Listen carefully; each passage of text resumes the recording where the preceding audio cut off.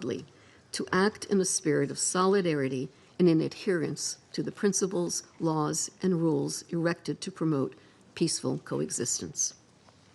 I welcome and am ready to support all efforts aimed at assisting Venezuelans in finding a peaceful way forward. Mr. President, Excellencies, in situations as confused as complex as the one we now face, it is important to stick to principles. Respect for the UN Charter and all other applicable legal frameworks to safeguard peace and security. Respect for the principles of sovereignty, political independence, and territorial integrity of states. The prohibition of the threat or use of force. The power of the law must prevail. International law contains tools to address issues such as illicit traffic in narcotics, disputes about resources, and human rights concerns. This is the route we need to take. Thank you, Mr. President. I thank Ms. DiCarlo for her briefings. I now give the floor to Mr. Jeffrey Sachs. Mr. President, distinguished members of the Security Council, the issue before the Council today is not the character of the government of Venezuela.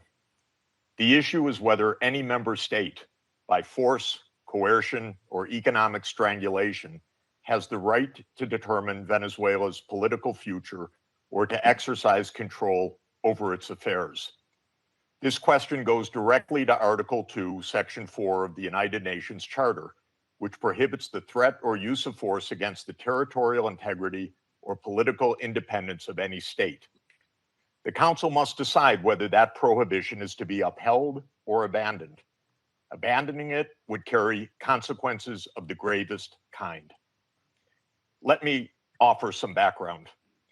Since 1947, the United States foreign policy has repeatedly employed force, covert action, and political manipulation to bring about regime change in other countries. This is a matter of carefully documented historical record. In her book, Covert Regime Change, political scientist Lindsay O'Rourke documents 70 attempted U.S. regime change operations between 1947 and 1989 alone. These practices did not end with the Cold War. Since 1989, major United States regime change operations undertaken without authorization by the Security Council have included, among the most consequential, Iraq 2003, Libya 2011, Syria beginning in 2011, Honduras 2009, Ukraine 2014, and Venezuela from 2002 onward. The methods employed are well established and well documented. They include open warfare, covert intelligence operations, instigation of unrest, support for armed groups, manipulation of mass and social media, bribery of military and civilian officials, targeted assassinations, false flag operations, and economic warfare. These measures are illegal under the UN Charter, and they typically result in ongoing violence, lethal conflict, political instability, and deep suffering of the civilian population. The recent U.S. record with respect to Venezuela is also clear. In April 2002, the U.S. knew of and approved an attempted coup against the government. In the 2010s, the United States funded civil society groups actively engaged in anti-government protests. When the government cracked down on the protests, the U.S. followed with a series of sanctions. In 2015, President Barack Obama declared Venezuela to be, and I quote, an unusual and extraordinary threat to the national security and foreign policy of the United States. In 2017, at a dinner with Latin American leaders on the margin of the UN General Assembly, President Trump openly discussed the option of the U.S. invading Venezuela to overthrow the government. During 2017 to 2020, the United States imposed sweeping sanctions on the state oil company PDVSA. Oil production fell by 75% from 2016 to 2020, and the real GDP per capita declined by 62%. The UN General Assembly has repeatedly voted overwhelmingly against such unilateral coercive measures. Under international law, only the Security Council has the authority to impose such measures. On the 23rd of January 2019, the United States unilaterally recognized Mr. Juan Guaido as interim president, and a few days later froze approximately $7 billion of Venezuelan sovereign assets held abroad and gave the designated authority over certain of these assets. These actions form part of a continuous U.S. regime change effort spanning more than 2 decades. In the past year, the United States has carried out bombing operations in 7 countries, none of which were authorized by the UN Security Council, and none of which were undertaken in lawful self-defense under the Charter. The targeted countries include Iran, Iraq, Nigeria, Somalia, Syria, Yemen, and now Venezuela. In the past month, President Trump has issued direct threats against 6 UN member states, including Colombia, Denmark, Iran, Mexico, Nigeria, and of course, Venezuela. Members of the Council are not called upon to judge Nicolás Maduro. They are not called upon to assess whether the recent U.S. attack and ongoing naval quarantine results in freedom or in subjugation. Members of the Council are called upon to defend international law, and specifically the UN Charter. The realist school of international relations, articulated most brilliantly by John Mearsheimer, accurately describes the condition of international anarchy as the tragedy of great power politics. Realism is therefore a description, not a solution for peace. Its own conclusion is that anarchy leads to tragedy. In the aftermath of World War I, the League of Nations was created to end the tragedy through the application of international law. Yet the world's leading nations failed to defend international law in the 1930s, leading to renewed global war. The United Nations emerged from that catastrophe as humanity's second great effort to place international law above international anarchy.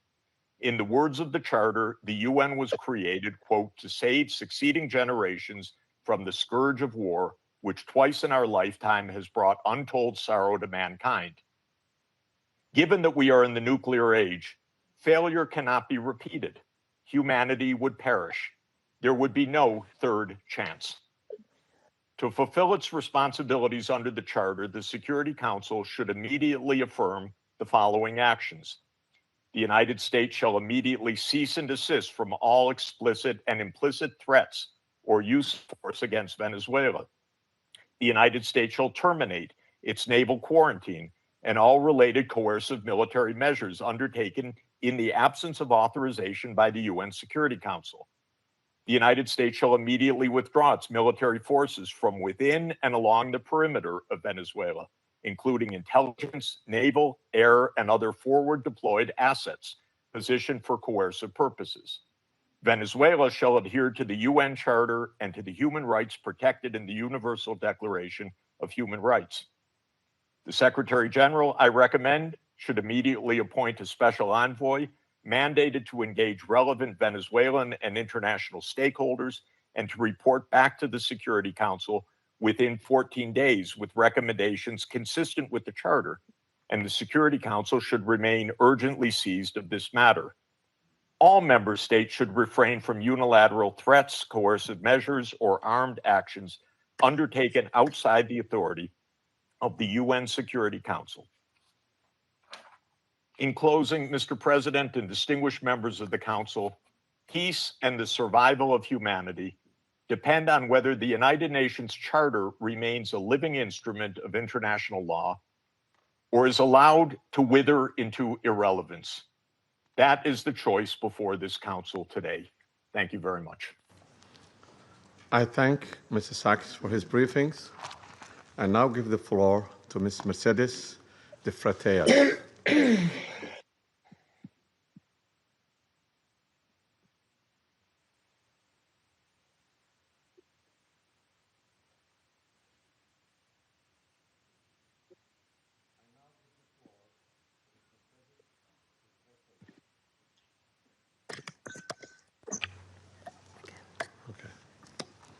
My apology. I now give the floor to Ms. Mercedes de Freitas.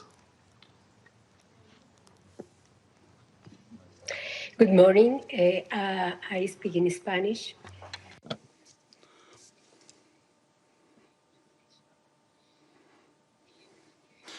Good morning, ambassadors, representatives of states and governments. Thank you very much for giving me this opportunity to speak. Can you hear me? Can you hear me?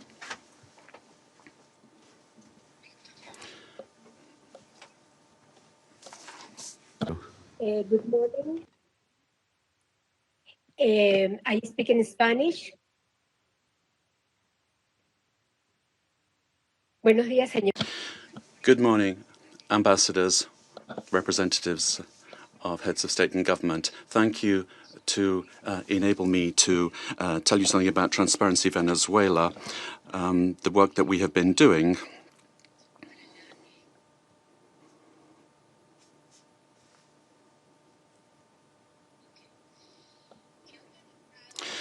We have organized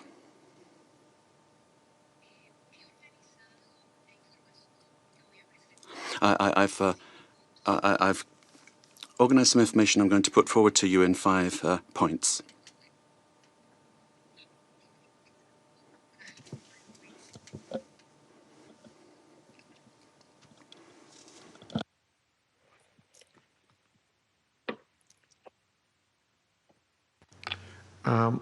Continue. Bueno, he organizado la información que voy a I've arranged the information I'm going to give to you in around 5 points. Let me make the most of my time. First of all, one, the corruption in Venezuela is seen in 73 countries of the world. We have organized, we've seen hundreds of cases that we have documented over the years, more than 500, 600 cases in various countries.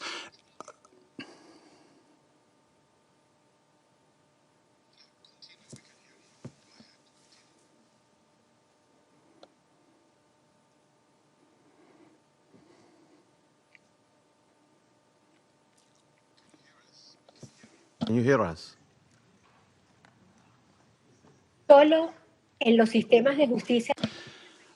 We looked at the justice systems of 30 countries, and 172 cases were dealt with for corruption, and more than $72 trillion were involved.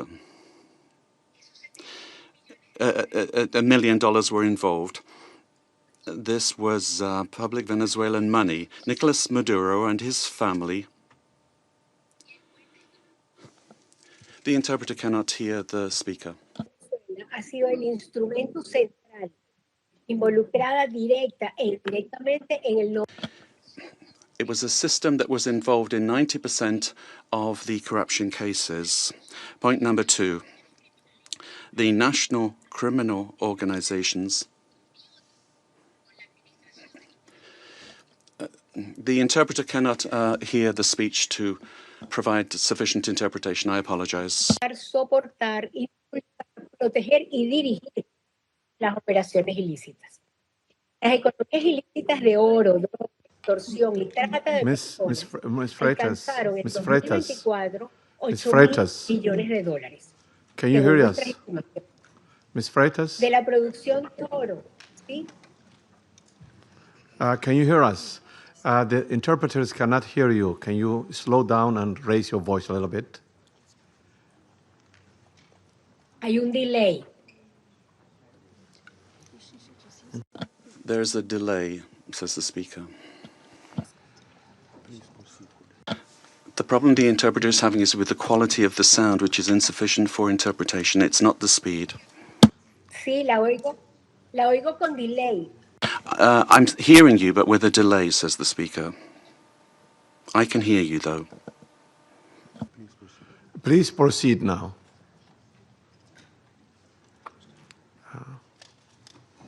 Okay, perfecto. Very well.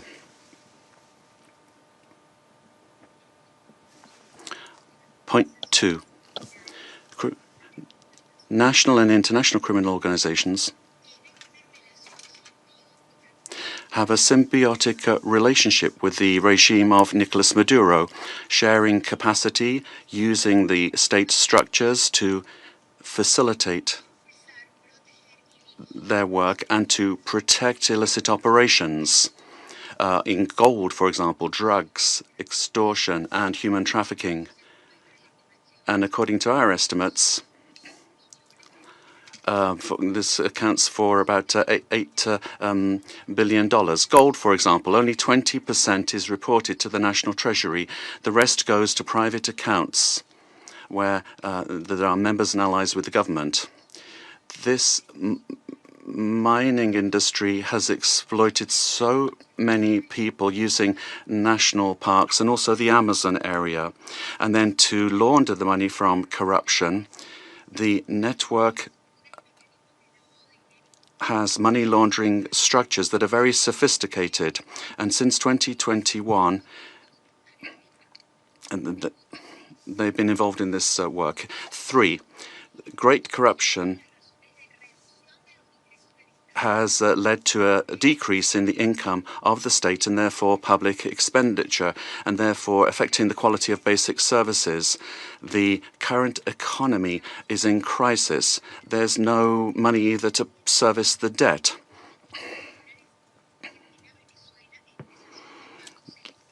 And Venezuela has been in technical default since 2017. We owe more than $15 million. 4, Venezuelans have had to learn to live with just a few hours of electricity per day in very many parts of the country. And we've learned to protect ourselves from daily extortion from the armed Colombian groups or the organized crime groups, but also elements of the state. So many families only have 1 meal per day below the calories that they need, affecting their nutrition, which is getting worse day by day. Humanitarian programs are not sufficient.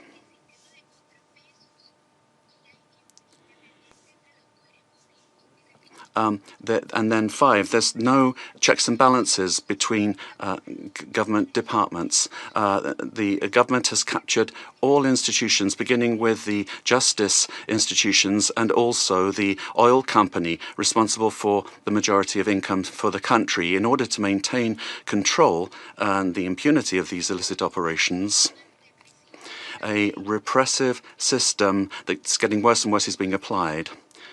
And to date, there are more than 1,000 political prisoners. At the end of the year,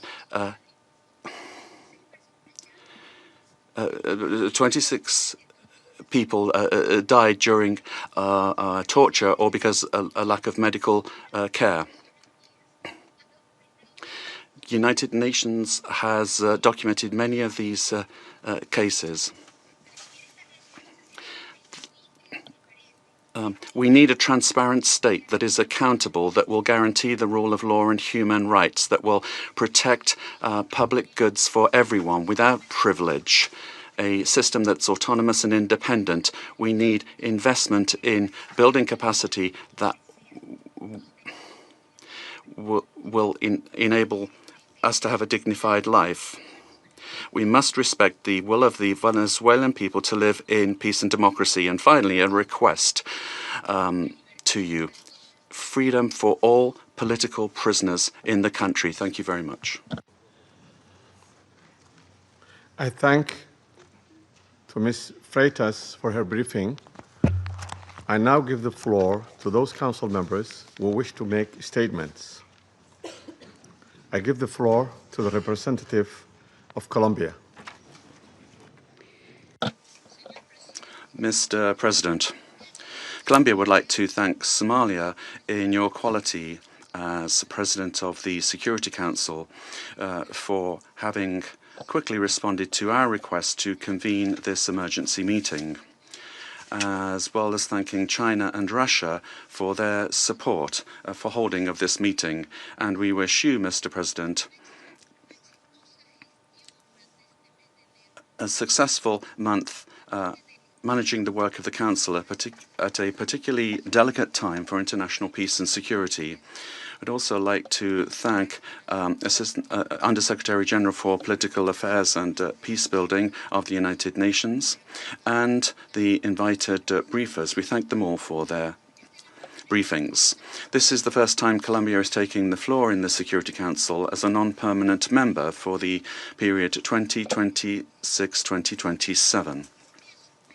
Colombia is taking on this responsibility with a deep sense of duty, and we are going to do this from the first day, defending international law and the purposes and principles enshrined in the United Nations Charter.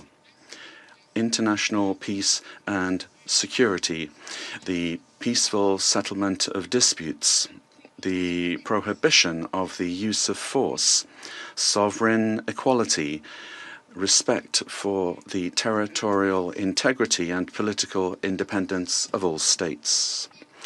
Colombia condemns categorically the events that occurred in the early morning of the 3rd of January in Venezuela, where we saw multiple explosions and air activity over Caracas and other areas of the country as part of a military attack carried out by the United States, which included bombings of civilian and military infrastructure, creating panic amongst the population.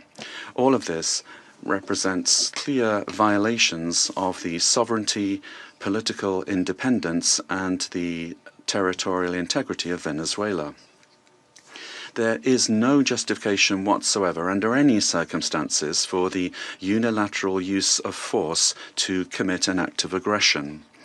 Such actions constitute a serious violation of international law and the United Nations Charter, including the prohibition on the use or the threat of the use of force, the principle of the respect for sovereignty and the full authority of states over their territory, including their natural resources, the territorial integrity of states, and the principles of collective defense, particularly when they directly endanger the population and civilian assets. Defending these principles is not an option. Indeed, it's a common obligation that we have in order to preserve international peace and security. We need to remember that the provisions of the Charter allow for the use of force only under exceptional circumstances, in legitimate defense in the face of an armed attack, or when there is an express authorization by this Council in accordance with Chapter 7. And even in those cases, this does not amount to assuming political control of another state. In this regard, we reject any unilateral military action, any act that could worsen the situation or endanger the civilian population, and we would call for a de-escalation and non-resort to the use of force, which endangers people finding themselves in this delicate situation. They must be the absolute priority. We have learned from our experience that the civilian population is always the one that pays the highest price in armed conflict. Mr. President, Latin America and the Caribbean have proclaimed themselves to be a zone of peace, and this collective commitment and will of our region must be respected. Unilateral action that is contrary to international law endangers regional stability, increases insecurity, and worsens the already complex conditions being faced by the civilian population, with devastating effects that will transcend the sovereign borders of Venezuela to have a direct impact on countries of the region, such as Colombia. In order to act preventively, Colombia has engaged in measures to protect the civilian population and preserve the stability of the border, addressing the possible needs of the population, particularly the migrant population, in coordination with local authorities. Colombia has been and will continue to be show solidarity in receiving the Venezuelan people who, given the uncertainty created by these attacks, this may lead to a massive outflow of migration, which will require significant efforts in terms of resources and capacities to provide the necessary support and assistance to those areas affected by taking in the migrants. Mr. President, these actions that we have seen remind us of the worst interference in our area in the past, in our zone of peace. And it calls to mind the commitment that we have as states to resolve our differences peacefully through dialogue and negotiation or other forms of peaceful settlement in full accordance with international law and with its instruments to which we have subscribed at the hemispheric and regional levels, such as the Charter of the Organization of American States. It's also important to understand the dimension of this situation for international peace and security beyond our region, particularly when a permanent member of the Security Council takes the decision to use force and assume control unilaterally of another sovereign state, with the aim, amongst other things, of taking its natural and strategic resources. This is very worrisome for the international community, the international order that was established after the Second World War, and flagrantly violates international law and is in clear contradiction with the United Nations Charter and the very goal for which this council was created. If a country, and particularly a country that is a permanent member of this council, disregards international law that we designed in San Francisco, what then is the role of this council, and where are the foundations for international peace and security? We are accepting that the law and the interests of the strongest prevail over multilateralism and over agreements that we have forged with dialogue and diplomacy in this very chamber.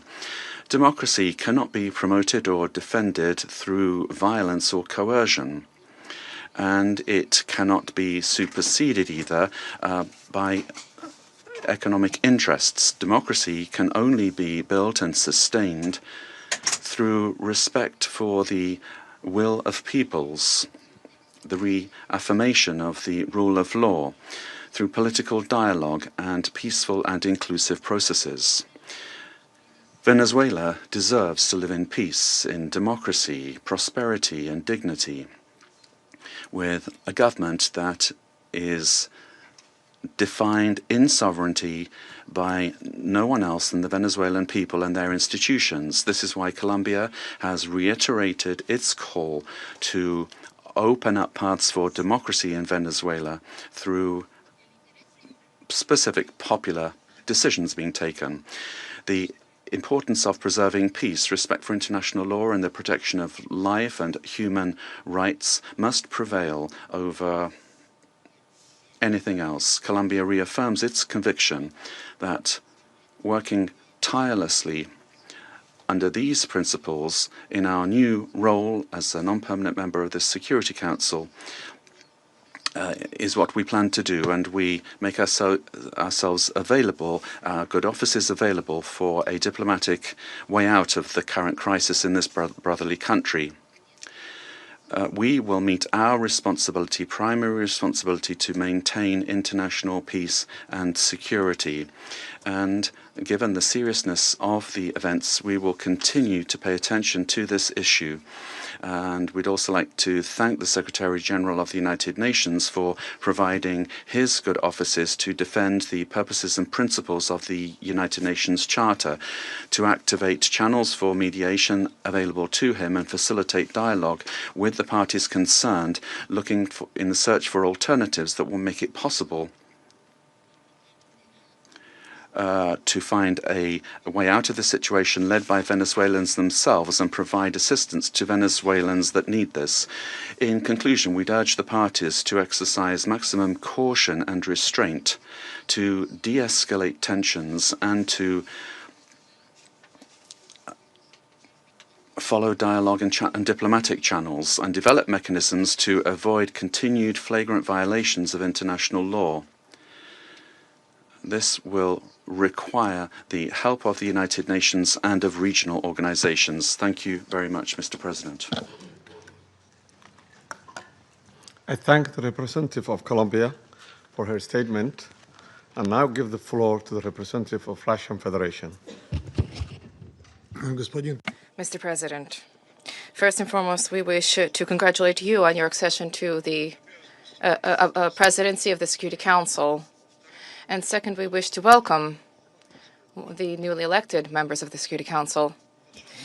The beginning of this new year shocked all of those throughout the world who cherish the hope that respect for international law and non-intervention in domestic affairs of other states, as well as a reliance upon diplomacy and seeking of compromise, became key principles in the work of the new U.S. administration.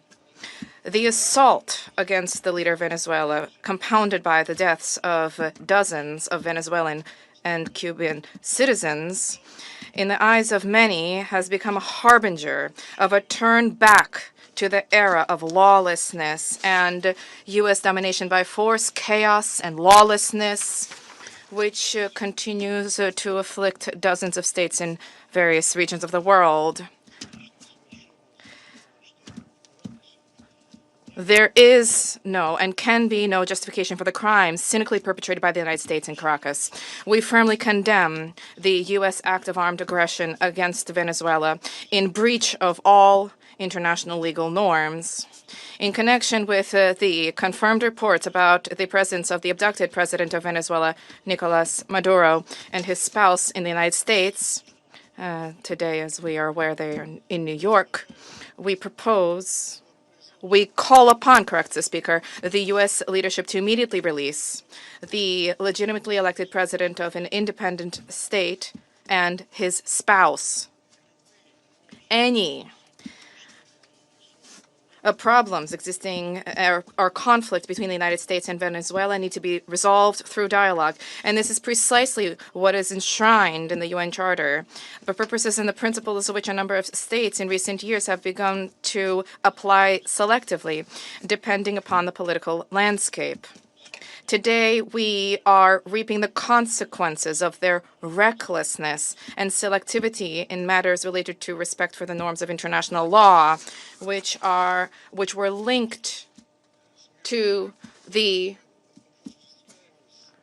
so-called rules-based world order.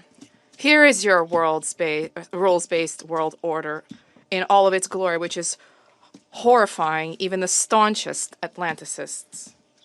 Mr. President, we extend our firm solidarity with the people of Venezuela in the face of the external aggression. We firmly support and completely support the policy of the Bolivarian government, which is geared towards protection of their national interests and the sovereignty of the country. Washington's aggressive acts have already been condemned by many states and multilateral associations, including the Non-Aligned Movement, the African Union, as well as a group of friends in defense of the Charter of the United Nations. We hope that the international banditry will immediately be met with objective and comprehensive assessment at the international legal level, with United Nations, universal mechanisms, and other multilateral formats being brought to bear. This process must not be impacted by the recognition or non-recognition by any given states or groups of states of the legitimacy of Nicolás Maduro. For this reason, unintelligible murmurings and attempts to avoid principled assessments by those who, in other circumstances, froth at the mouth and demand that others respect the UN Charter, today seem particularly hypocritical and unseemly. We hope you will recognize this, and we hope that you will abandon double standards and that you will not attempt to justify such an egregious act of aggression due to a fear of angering the American global gendarme, which is attempting to once again rear its head. We are particularly appalled by the unparalleled cynicism with which Washington did not even attempt to conceal the true aims of its criminal operation, namely the establishment of unbridled control over Venezuela's natural resources and the assertion of their hegemonical ambitions in Latin America. In this way, Washington is generating fresh momentum for neocolonialism and for imperialism, which were repeatedly, decisively condemned and repudiated by the peoples of this region and by the global South as a whole. Distinguished colleagues, under these circumstances, it is exceedingly important for the entire international community to unite and to definitively reject the methods and tools of U.S. military foreign policy, which have been demonstrated in the case of Venezuela. This is the only way it is possible to compel Washington to revisit and to abandon their dangerous misconceptions. As we stated during previous meetings on Venezuela, the bell now tolls across the region, ringing for every country of the Western Hemisphere.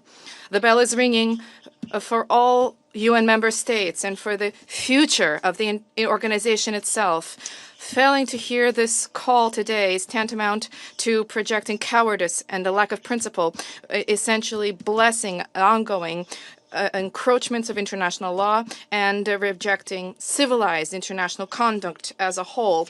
We cannot allow the United States to proclaim itself as some kind of a supreme judge, which alone bears the right to invade any country, to label culprits, to hand down and to enforce punishments, irrespective of notions of international law, sovereignty, and non-intervention. Is this the world we sought to attain as we marked the 80th anniversary of the adoption of the Charter of the United Nations, when we all signed on to the relevant Security Council presidential statement? Is this the aim of United Nations reform, which we all advocate? Or has the United Nations and Security Council thereof, do they no longer exist? And is there need now to seek from Washington a patent to rule, so to speak? And is the self-determination of every person's and their right to determine their future worthless? These are the questions that we all must address today.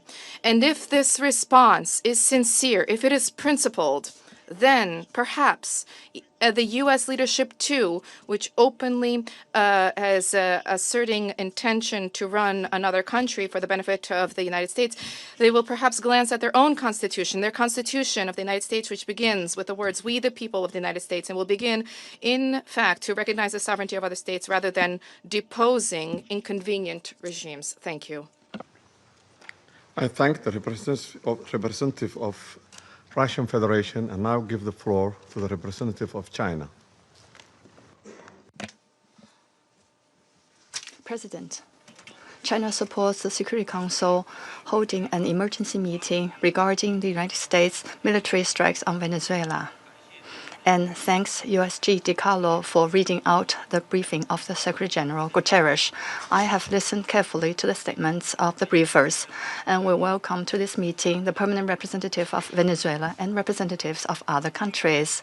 On January the 3rd, the United States blatantly launched large-scale military strikes against Venezuela, forcibly seized Venezuelan President Nicolás Maduro and his wife, and took them out of the country. It claimed that it will run Venezuela and even didn't rule out launching a second round of military operations on an even larger scale. China is deeply shocked by and strongly condemns the unilateral, illegal, and bullying acts of the U.S.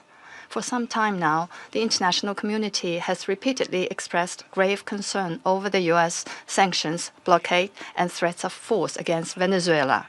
The Council convened 2 emergency meetings, during which Secretary General Guterres, many Council members, and countries in the region and beyond unanimously called for abiding by the UN Charter and the international law, maintaining calm and restraint, resolving disputes peacefully, de-escalating tensions, and safeguarding regional stability. However, as a permanent member of the Council, The U.S. has disregarded the grave concerns of the international community, wantonly trampled upon Venezuela's sovereignty, security, and legitimate rights and interests, and seriously violated the principles of sovereign equality, non-interference in internal affairs, peaceful settlement of international disputes, and the prohibition of the use of force in international relations. These principles constitute the fundamental tenets of the UN Charter and form the cornerstone of maintaining international peace and security.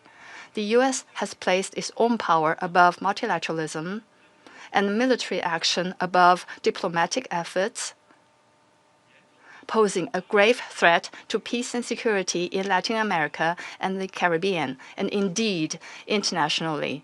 China firmly opposes this, and the international community has also expressed widespread grave concern and strong condemnation. We urge the U.S. to heed the overwhelming voice of the international community, abide by international law and the purposes and principles of the UN Charter, cease infringing upon the sovereignty and security of other countries, stop toppling the government of Venezuela, and return to the path of political solutions through dialogue and negotiations. We call on the U.S. to ensure the personal safety of President Maduro and his wife and to release them at once. We support the Council in fulfilling its primary responsibility to maintain international peace and security, and we support all efforts by the UN Secretary General, regional countries, and organizations that contribute to promoting dialogue and de-escalating the situation. President, the lessons of history are a stark warning. Military means are not the solution to problems, and the indiscriminate use of force will only lead to greater crisis. The U.S. bypassed the Council to launch military operations against Iraq, blatantly attacked Iran's nuclear facilities, and imposed economic sanctions, military strikes, and even armed occupations on multiple countries in Latin America and the Caribbean. These actions have caused persistent conflict, instability, and immense suffering for the ordinary people. Did these actions bring peace and stability? Did they bring development and prosperity? The international community sees this clearly. Venezuela is an independent sovereign state with every right to defend its sovereignty and national dignity. Countries in Latin America and the Caribbean are important forces in maintaining world peace and stability and promoting global development and prosperity, and they have every right to independently choose their development paths and partners. No country can act as the world's police, nor can any state presume to be the international judge. China firmly supports the government and people of Venezuela in safeguarding their sovereignty, security, and legitimate rights and interests. We firmly support the regional countries in upholding the status of Latin America and the Caribbean as a zone of peace. We demand that the United States change its course, cease its bullying and coercive practices, and develop relations and cooperation with regional countries on the basis of mutual respect, equality, and non-interference in international affairs. China stands ready to work with the regional countries and the international community to strengthen solidarity and cooperation, uphold fairness and justice, and jointly safeguard peace and stability in Latin America and the Caribbean. I thank you, President. I thank the representative of China for the statement and now give the floor to the representative of Liberia. Thank you, Mr. President. I have the honor to deliver this statement on behalf of the A3 members, namely the Democratic Republic of Congo, Somalia, and my own country, Liberia. We thank the presidency for promptly convening this important meeting. We congratulate Somalia on assuming the presidency of the Security Council this month and warmly welcome all new members. The A3 appreciates USG DiCarlo's comprehensive briefing and listened carefully to the remarks offered by civil society representatives. We also welcome the representative of Venezuela and the representatives of the region to this meeting. Mr. President, the A3 aligns itself with the recent communique of the African Union on the situation in the Bolivarian Republic of Venezuela and continues to monitor developments there with deep concerns. In particular, we note reports regarding the detention of President Nicolás Maduro and his wife and incidents involving Venezuelan institutions. Such developments present serious challenges not only to Venezuela's internal stability, but also underscore the imperative to safeguard the broader peace and security of the region. The A3 remains steadfast in its commitment to the fundamental principles of international law, including the full respect for the sovereignty and territorial integrity of states as enshrined in the Charter of the United Nations in the interest of regional stability and international peace. We believe these are essential foundations for international cooperation and peaceful coexistence.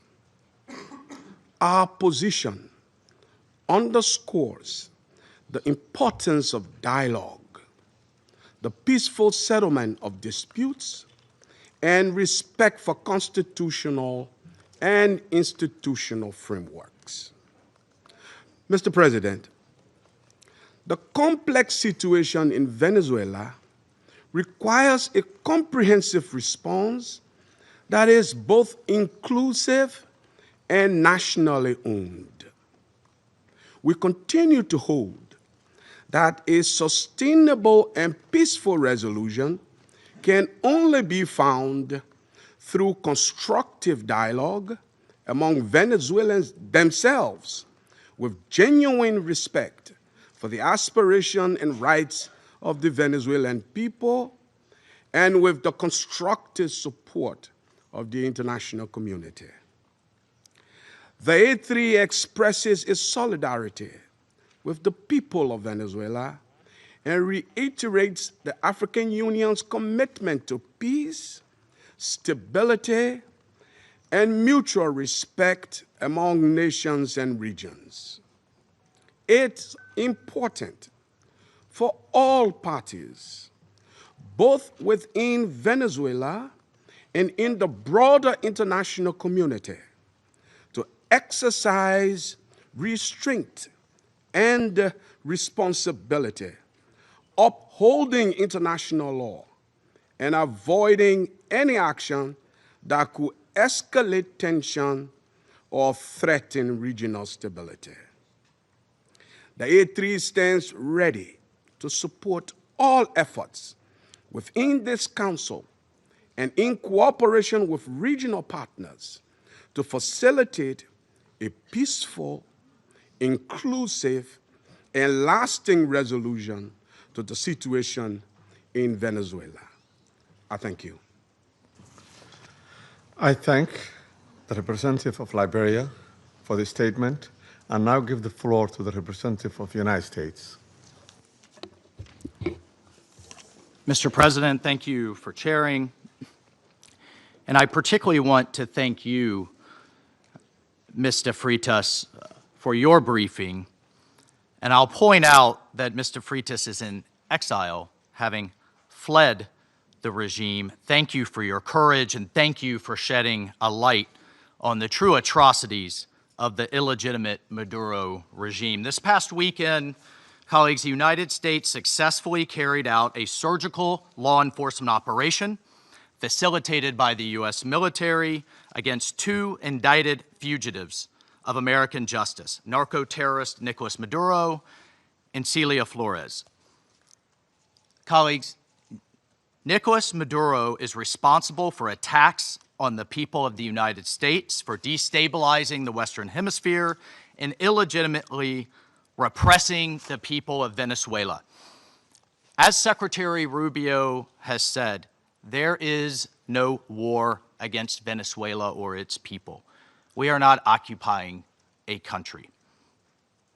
This was a law enforcement operation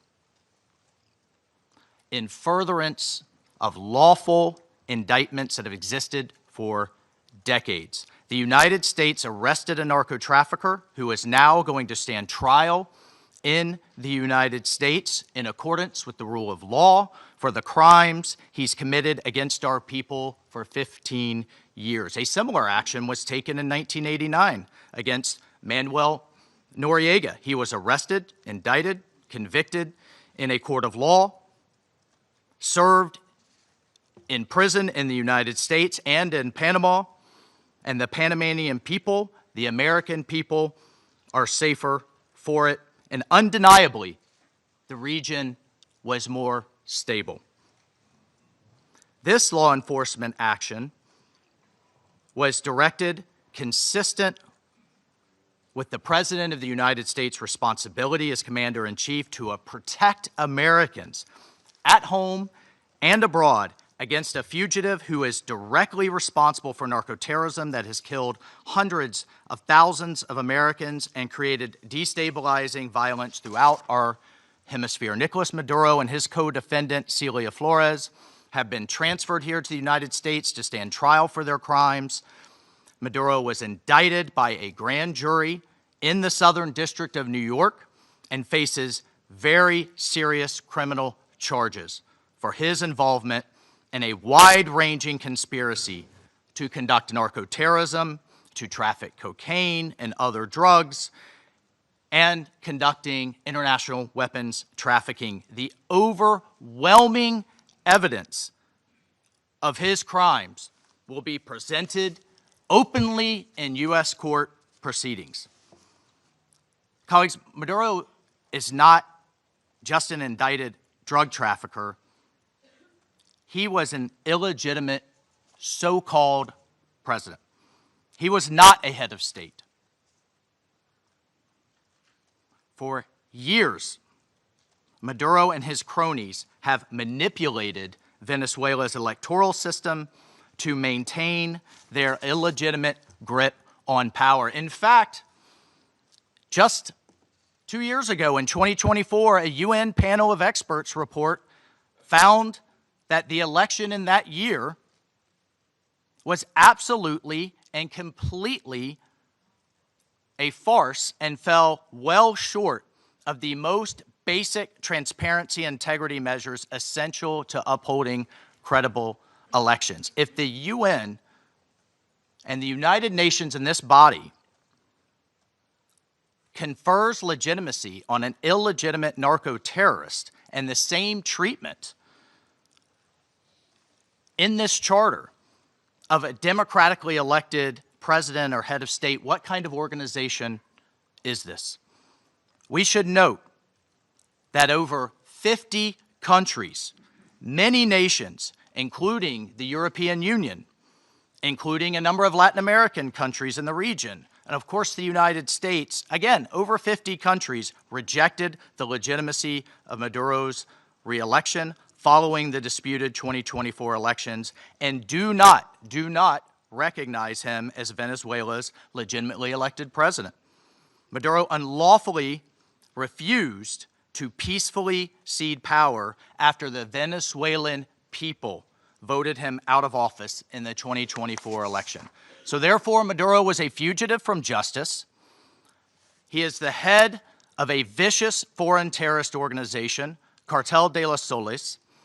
This regime-sponsored enterprise coordinates with and relies on other vicious criminal organizations, namely Tren de Aragua, again, among others, to carry out its objective of using illegal narcotics as a weapon against the United States. And for its part, Tren de Aragua is a designated foreign terrorist organization with thousands of members, many of whom have unlawfully infiltrated the United States and are conducting irregular warfare and undertaking hostile actions against the American people and against the United States. It's terrorizing criminals commit brutal crimes, including murders, kidnappings, extortions, and human, drug, and weapons trafficking.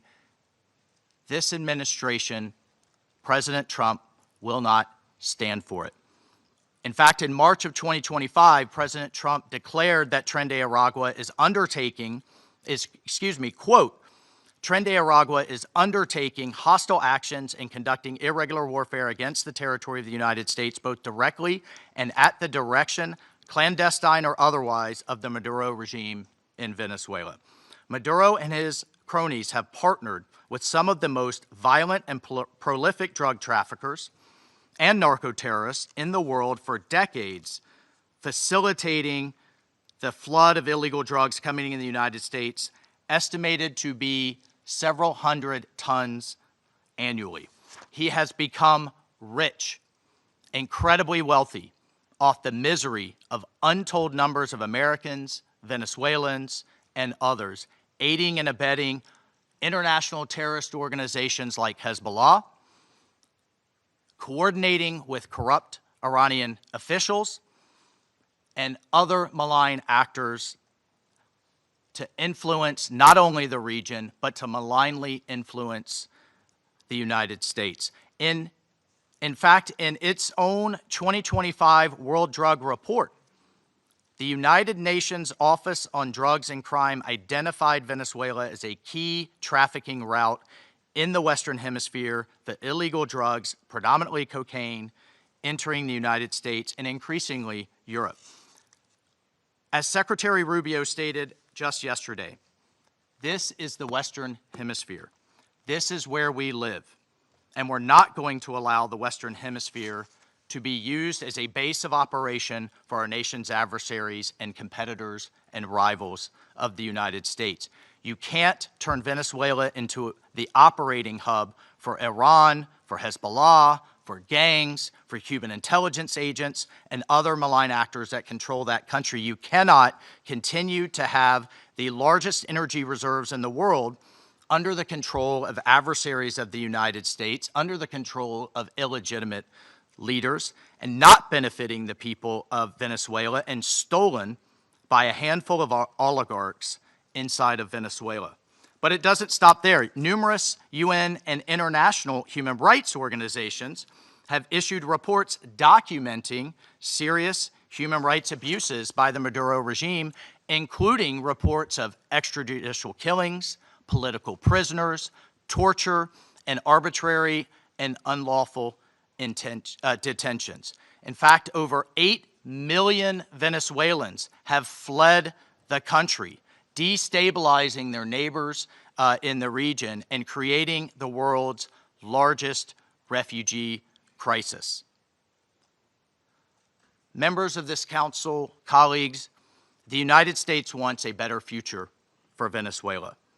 We believe a better future for the people of Venezuela and for the people of the region and the world is stabilizing the region and making the neighborhood that we live in a much better and safer place. And this is why millions of Venezuelans that have fled this brutal regime are celebrating and cheering around the world as this body pontificates, including those celebrating are including in my home state of Florida, where hundreds of thousands of Venezuelans have fled this regime's brutality.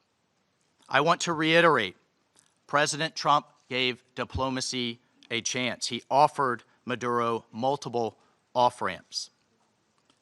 He tried to de-escalate.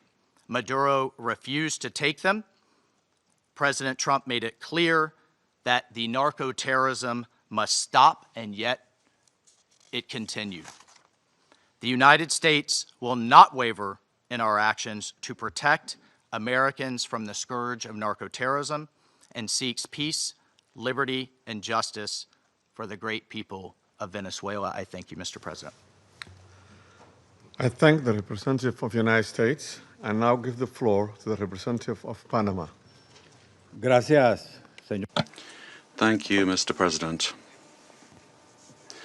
We'd like to extend a warm welcome to the representatives of Bahrain, Colombia, Liberia, Latvia, and the Democratic Republic of Congo, and who have joined the Security Council as elected members and who are joining us today in the chamber. And we congratulate Somalia on assuming the presidency of the Security Council this month.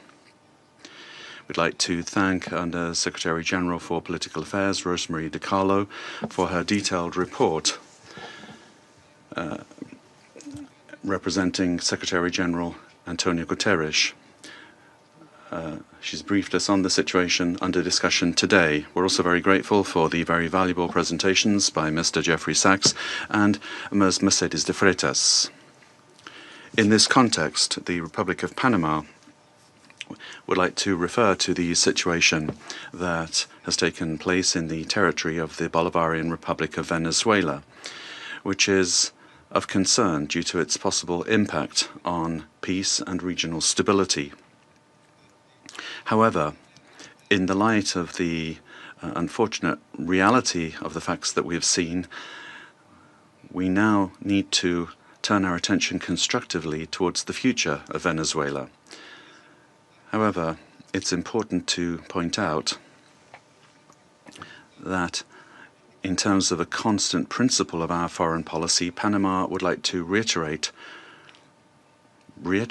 our unfailing commitment to multilateralism, to the sovereignty of states, and to the unrestricted respect for international law, especially the principles enshrined in the United Nations Charter, including non-intervention, respect for territorial integrity, and the prohibition of the use of force. This is mentioned in Article 2 of the United Nations Charter.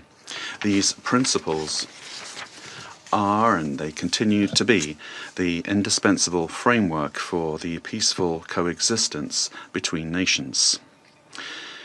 Panama also believes it's necessary to highlight that the situation Venezuela is facing is unfolding in an environment marked by the disregard for the will of its people, as well as by a sustained erosion of democratic institutions. In this regard, Panama reiterates that it does not and will not recognize the authoritarian and illegitimate regime that has held Venezuelan men and women hostage, plunged them into one of the gravest political, social, humanitarian, and security crises in our region. Unfortunately, we have witnessed how the situation has gradually deteriorated under the regime, especially over the last year, with increased systemic erosion of democracy, the hollowing out of institutions, and the rise of authoritarian and repressive practices, which have contributed to an unfortunate outcome and therefore cannot be ignored by the international community. In particular, it is essential to call for the unconditional release of persons detained for political reasons. Many of them have been deprived of their liberty merely for raising their voices in a context in which dissent is not tolerated.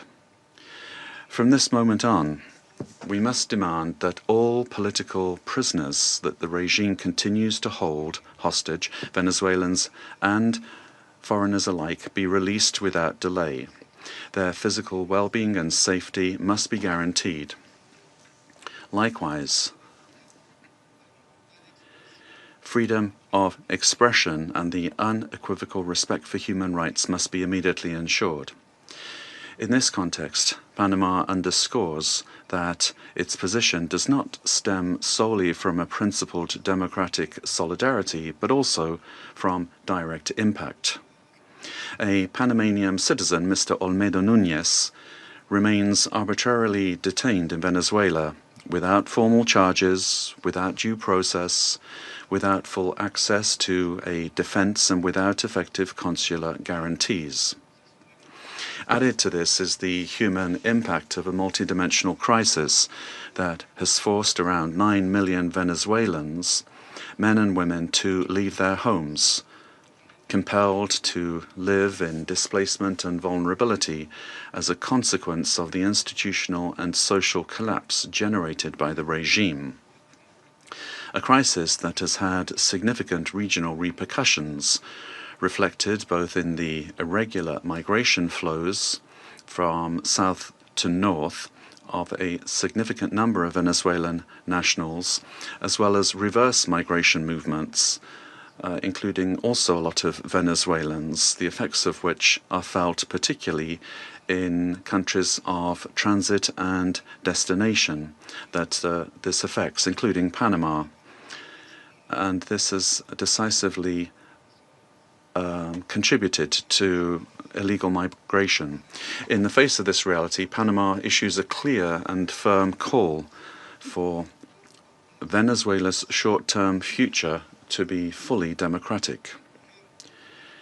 Power emanates from the people, and as stated by His Excellency, the President of the Republic of Panama, José Raúl Molino, the people, the true sovereign, have already spoken at the polls, granting an indisputable victory with 70% of the votes on July 28, 2024, to the opposition candidate, Mr. Edmundo González Urrutia, as well as to Maria Corina Machado, who was prevented by the regime from running despite having won the primary with 93% of the votes on October 22, 2023.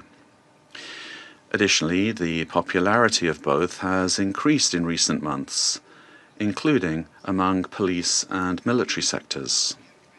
The elected government has the teams and work programs ready to be implemented immediately, guaranteeing an orderly transition that provides the rule of law, respect for human rights, and confidence. In line with this commitment, Panama proudly safeguards the electoral records that reliably certify said victory as testimony to the inalienable right of the Venezuelan people to determine their own political destiny. Recognizing any authority other than that of the elected president would amount to legitimizing electoral fraud, normalizing authoritarianism, and undermining the universal principle of free elections as the source of legitimacy. Likewise, any attempt to establish a permanent government headed by figures from the repressive apparatus, such as Delcy Rodriguez, would constitute continuity of the system and not a genuine transition.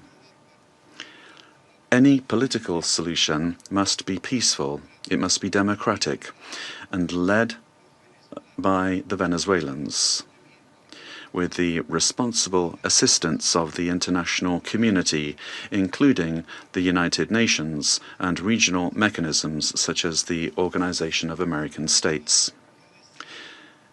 Panama does not wish and would like to avoid a scenario in which Venezuela's reality simply evolves into a change from one crisis to another, one crisis replacing another. There can be no genuine transition with Madurismo if it remains, or if we have the same power structures preserved under new names. Any arrangement that keeps figures associated with the repressive apparatus at the center of governance would, in practice, constitute continuity of the system and not a real transition. Comparative experience shows that merely nominal transitions tend to prolong conflicts, intensify migratory flows, and perpetuate regional instability to the detriment of international peace and security. Panama will always stand in solidarity with an orderly and democratic transition process, anchored in the popular will already expressed at the polls on July 28, 2024, aimed at restoring democratic institutions through an interim period strictly limited in time, the sole purpose of which is to create the conditions necessary for the effective exercise of the Venezuelan people's right to self-determination. As a country that recovered its democracy and sovereignty, Panama can state clearly that there can be no peace without legitimacy, nor legitimacy without democracy, and that every democracy is ultimately based on respect for the popular will. Mr. President, Panama, due to our commitment to multilateralism and international law, in its capacity as member of the Security Council, will continue to contribute responsibly to collective efforts aimed at preserving peace, strengthening democracy, and supporting legitimate and sustainable solutions anchored in the sovereign will of peoples and respect for international law. Thank you very much. I thank the representative of Panama for the statement and now give the floor to the representative of Latvia. Thank you, Mr. President. At the outset, I would like to congratulate Somalia on assuming the presidency of the United Nations Security Council in January, and wish you all success. Latvia takes its seat on the Council with a profound sense of honor and responsibility for this role. And let me thank Under-Secretary General Rosemarie DiCarlo for today's briefing on behalf of the Secretary General, and I thank the invited briefers. The Security Council bears primary responsibility for the global efforts to uphold peace, security, and rule of law worldwide. Latvia recalls that under all circumstances, the principles of international law and the UN Charter must be upheld. All efforts now focus on ensuring de-escalation and stability in Venezuela based on inclusive dialogue and broad societal support. Latvia encourages all relevant actors to prioritize diplomatic efforts and work collectively towards a peaceful, democratic, and sustainable future for Venezuela. Latvia stands in solidarity with the people of Venezuela and their right to freedom and democracy, rights that were not respected by the Maduro regime during 2024 presidential elections and before, and which remain unmet to this day. The regime of Nicolás Maduro was rooted in mass repression, corruption, organized crime, including drug trafficking, and posed a grave threat to security of the region and the world. It has repeatedly violated the UN Charter and undermined international law, including through open support for Russia's aggression against Ukraine. The Maduro regime does not represent the will of the Venezuelan people and has relied on widespread, systematic repressions of human rights across the country to maintain power.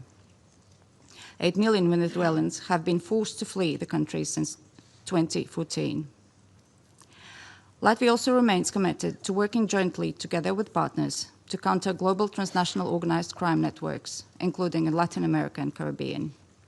Such criminal activities place the lives of countless people at grave risk, particularly women and children.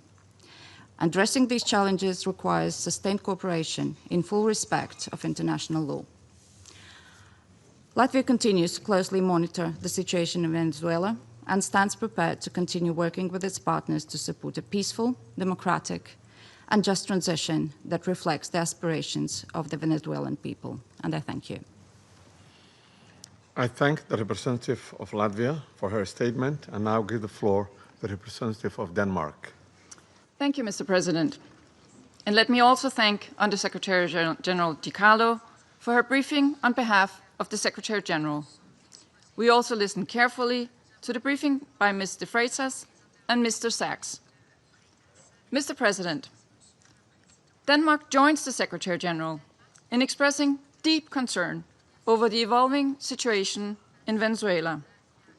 Since this Council met to discuss the situation 2 weeks ago, we have seen a drastic escalation, culminating in a large-scale military operation on January 3rd. At our last meeting, Denmark urged all actors to strictly adhere to international law and to de-escalate tensions and exercise the necessary restraint. Today, we echo the Secretary General in his concern regarding the worrying implications of this military action. Independent of the situation in Venezuela, these developments constitute a dangerous precedent. International law and the UN Charter, as a pillar of the international security architecture, must be respected by all states. Denmark recalls the foundational principle of international law that forbids states from threatening or using force against another state's territorial integrity and political independence. This imperative is enshrined in Article 2, Paragraph 4 of the UN Charter. Members of the UN Security Council have a special responsibility to uphold these principles.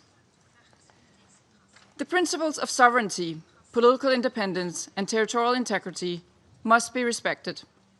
The inviolability of borders is not up for negotiation. These are universal, sacrosanct principles enshrined in international law.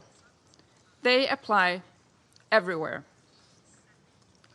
Mr. President, once again, Denmark calls on all parties to urgently de-escalate tensions that could threaten peace and stability in the region and beyond. International disputes should be settled by peaceful means, as stated in the UN Charter. We further call on all parties to exercise maximum restraint and to engage in dialogue and diplomacy. Denmark takes note of official statements from the United States government stating that the military operations are to combat drug trafficking and stem the illicit flow of illegal narcotics. Denmark shares the priority of combating organized crime and drug trafficking, while reiterating that counter-narcotic efforts, as all other efforts, must be conducted in strict accordance with international law, including the fundamental rules and principles of the UN Charter. Mr. President, against this backdrop, Denmark wishes to recall our solidarity with the people of Venezuela. Denmark does not recognize Nicolás Maduro as the legitimate president of Venezuela following the lack of transparency and integrity in the 2024 presidential elections, which failed to meet basic democratic standards. In Maduro's attempts to cling to power, his authoritarian regime grew increasingly oppressive. His regime bears responsibility for widespread and systematic violations of human rights against his fellow citizens, and he should be held accountable. The victims of the Maduro regime's alleged crimes against humanity have to be heard.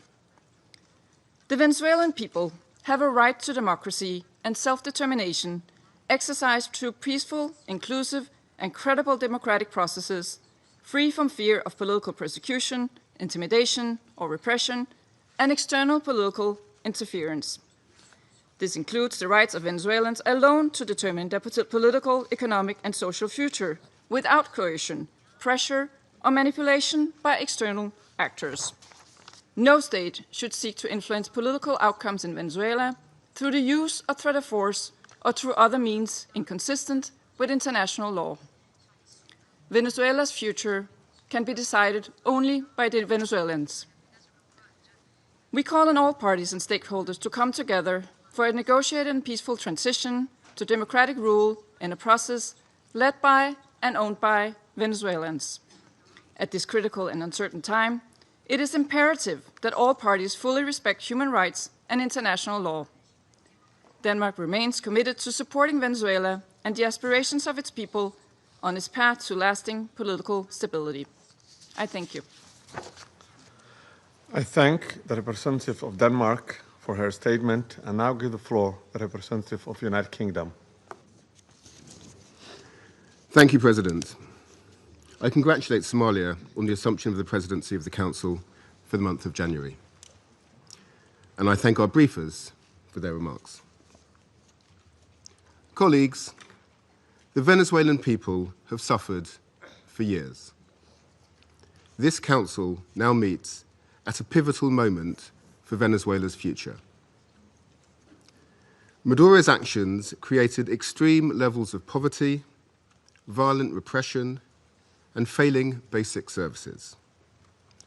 His regime's rule precipitated a displacement crisis affecting the whole region. The United Kingdom has long been clear that Maduro's claim to power was fraudulent.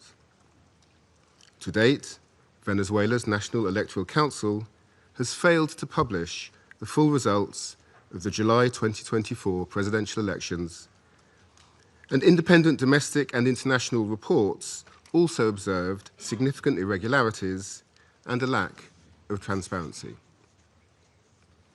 President, the United Kingdom wants to see a safe and peaceful transition to a legitimate government that reflects the will of the Venezuelan people. They deserve a government which reflects their vote at the ballot box and delivers a more stable, prosperous future for all Venezuelans. Finally, President, the United Kingdom reaffirms its commitment to international law and the principles enshrined in the Charter of the United Nations. These foundations are essential for maintaining global peace, security, and the rule of law. I thank you.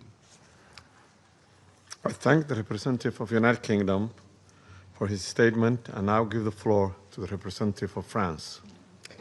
Merci, Monsieur le Président. Thank you, Mr. President. First and foremost, I wish to congratulate you upon your presidency of the Security Council during the month of January. I also wish to thank Madam Rosemary DiCarlo for having conveyed to us the information from the Secretary General of the United Nations on the recent developments which have taken place in Venezuela. Mr. President, France has continued to stand in solidarity with the Venezuelan people as they face the crisis that has been plaguing them for far too many years. Specifically, and in particular, since the summer of 2024, on the 20th of July, 2024, the Venezuelan people exercised their right to vote peacefully in order to shape the future of their country. Their right to choose their leaders, nonetheless, has been stripped away from the people by Nicolás Maduro. Must we recall the facts? The electoral process has been was marred by numerous irregularities, and the final counting of votes was marred by a flagrant lack of transparency.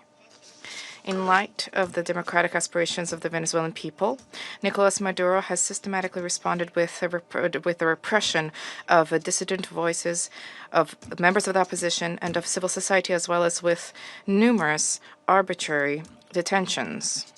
France has always expressed itself with clarity about the fact that these practices are unacceptable and that respect for human rights must be upheld. Mr. President, the military operation which has led to the capture of Nicolás Maduro runs counter to the principle of peaceful dispute resolution and runs counter to the principle of non-use of force. The proliferation of violations of the Charter of the United Nations and of violations of international law by states vested with responsibility as permanent members of the Security Council chips away at the very foundation of the international order. Contravening the principles of the Charter, including the principle of respect for independence and the territorial integrity of states, undermines the foundation of the United Nations and weakens international peace and security.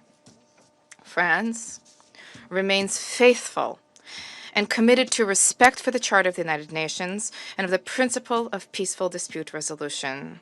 We have an obligation to uphold these principles at all times and in all places. Respect for these principles is indispensable. Mr. President, France wishes to reiterate our commitment to respect for the will of the Venezuelan people. The transition which is currently being opened up for Venezuela needs to be peaceful and democratic and carried out in a manner which respects the choice of the Venezuelan people, a sovereign people. This transition must be led by and for the Venezuelans. France stands ready, alongside states in the region and our partners at the European Union, to uphold dialogue with a view to the restoration of the free, democratic expression in Venezuela. We stand ready to support regional stability. This also needs to be the role of the Security Council. Thank you. I thank the representative of France for the statement and now give the floor to the representative of Bahrain. Mr. President, I wish to take this opportunity to congratulate first and foremost the Federal Republic of Somalia on its presidency of the Security Council during this month of January. We wish you every success. We also wish to take this opportunity to thank delegations whose mandate at the Council ended, namely Algeria, Guyana, the Republic of Korea, Sierra Leone, as well as Slovenia. We wish to thank them for their significant contributions to the attainment of the goals and the mission of the Council. I also wish to thank Madam Rosemary DiCarlo, Undersecretary General for Political and Peace-Building Affairs, for her valuable briefing related to the latest developments which have taken place in the Bolivarian Republic of Venezuela, and I wish to thank other briefers as well. We appreciate the reaffirmation by His Excellency the Secretary General of the United Nations, reaffirmation of the commitment to the fundamental principles of the Charter of the United Nations, a commitment to the peaceful diplomatic resolution of disputes. The Kingdom of Bahrain supports the call of the Secretary General for all stakeholders in Venezuela to engage in inclusive dialogue which guarantees respect for international law, and this in order to ease tensions, to preserve regional stability, and to avoid any potential adverse repercussions for security and stability in the region. The Kingdom of Bahrain also extends its support for efforts undertaken at the regional and international levels in order to reduce tensions and to enhance diplomatic means in order to provide for international peace and security. The Kingdom stresses the importance of the promotion of international cooperation in order to support all regional and international efforts which are geared towards combating international organized crime, trafficking in drugs, as well as scourges which are related to this. This undermines the stability of societies, undermines achievement of sustainable development. Therefore, these issues need to be dealt with in accordance with international relevant conventions. By way of conclusion, the Kingdom of Bahrain reaffirms our support for regional and international efforts to achieve a political, lasting solution in the Bolivarian Republic of Venezuela. This needs to be achieved through regional cooperation and with respect for national sovereignty. The goal is to provide for security and stability in Venezuela, to avoid risks of conflict and division, to protect civil peace, and to contribute to the preservation of regional security and stability, as well as international peace and security. Thank you, Mr. President. I thank the representative of Bahrain for the statement and now give the floor to the representative of Pakistan. Thank you, Mr. President. Allow me to begin by congratulating Somalia on its assumption of the presidency for this month and assuring you of my delegation's full support and cooperation. We welcome the new members joining the Council. I thank Undersecretary General Rosemary DiCarlo for reading out the remarks of the Secretary General and the valuable briefing. We also take note of the views shared by Mr. Jeffrey Sachs and Ms. Mercedes de Freitas. I welcome the participation of the permanent representative of Venezuela alongside the representatives of other countries from the region and beyond in the meeting. Mr. President, Pakistan views the recent developments in Venezuela with profound concern. In a world already beset by multiple crises, escalating tensions and instability in the Caribbean do not augur well for regional and international peace and security. The UN Charter enjoins us to refrain from the threat or use of force against the territorial integrity or political independence of any state. The UN Charter also binds member states to sovereign equality, non-interference in the internal affairs of others, and settlement of international disputes by peaceful means. Unilateral military action contravenes these sacrosanct principles and the doctrine of sovereign immunity. Such actions set dangerous precedents that risk eroding the foundations of the global legal framework. They also fuel instability, which, as history has shown time and again, can lead to unpredictable and uncontrollable outcomes for years to come. Mr. President, at this critical juncture, the path forward must be one of dialogue and diplomacy. Durable solutions to political differences can only be found through peaceful means, with full respect for the will of the Venezuelan people, free from any external interference. We hope that Latin American and the Caribbean region, as a zone of peace, will remain free from conflict and confrontation and continue its march towards enhanced regional cooperation and improved prosperity for the people.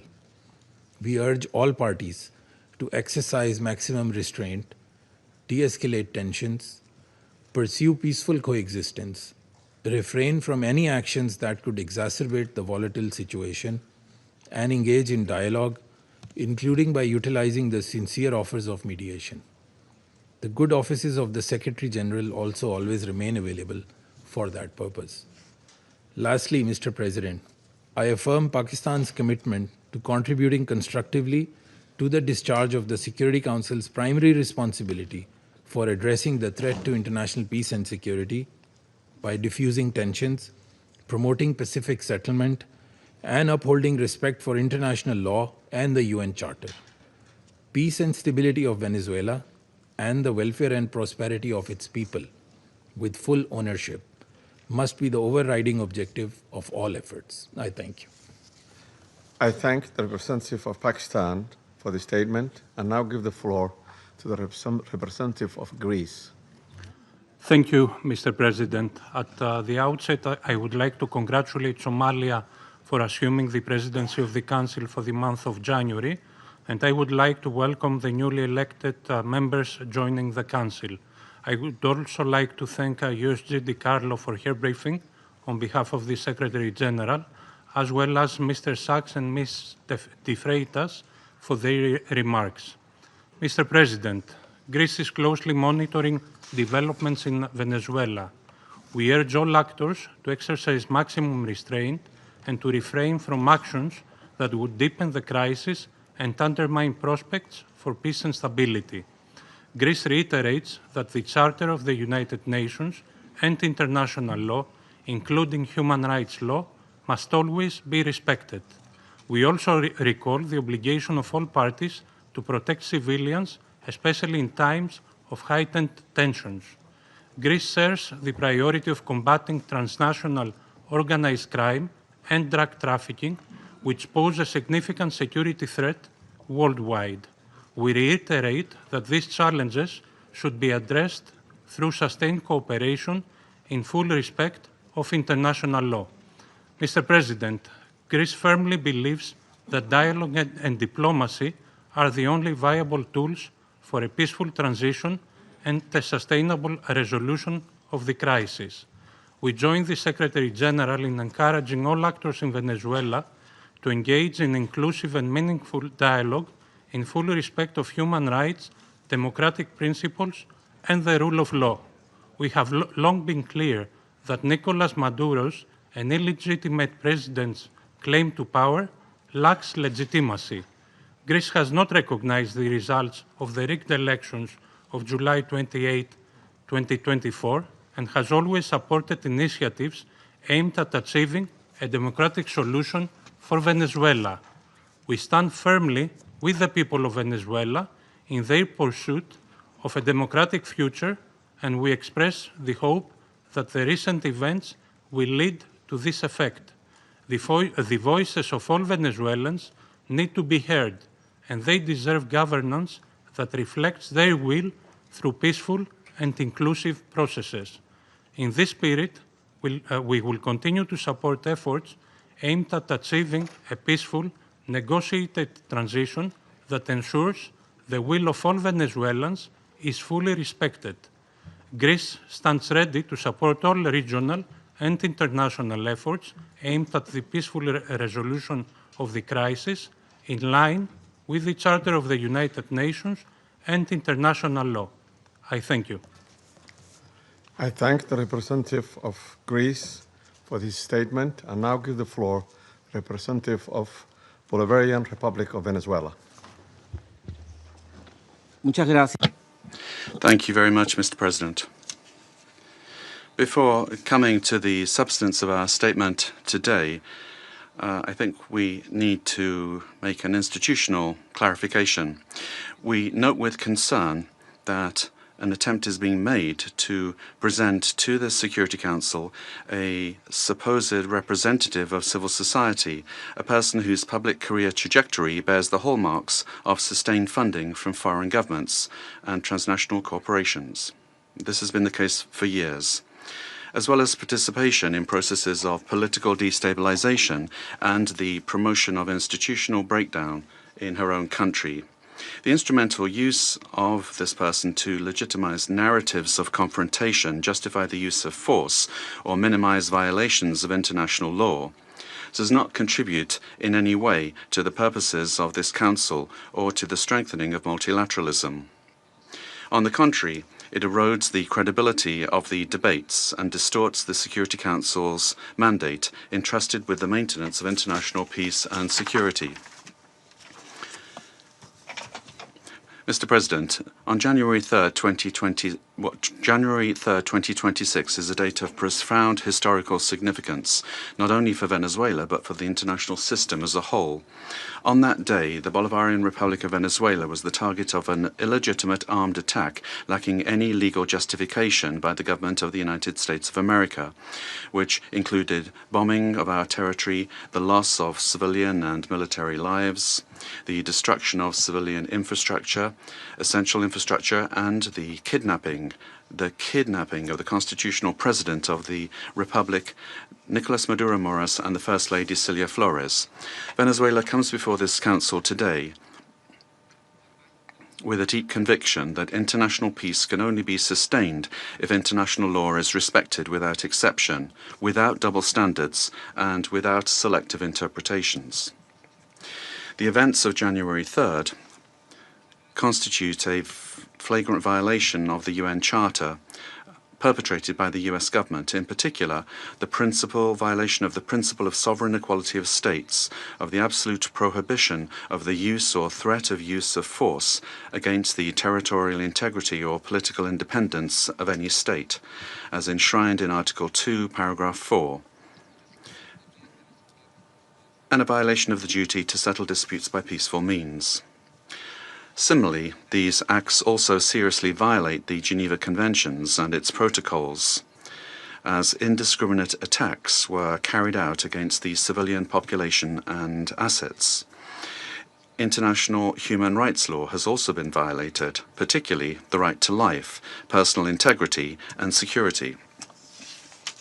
Of particular seriousness is the kidnapping of the President of the Republic by the government of the United States of America, which constitutes a direct violation of an essential norm of the international legal order, namely the personal immunity of heads of state in office.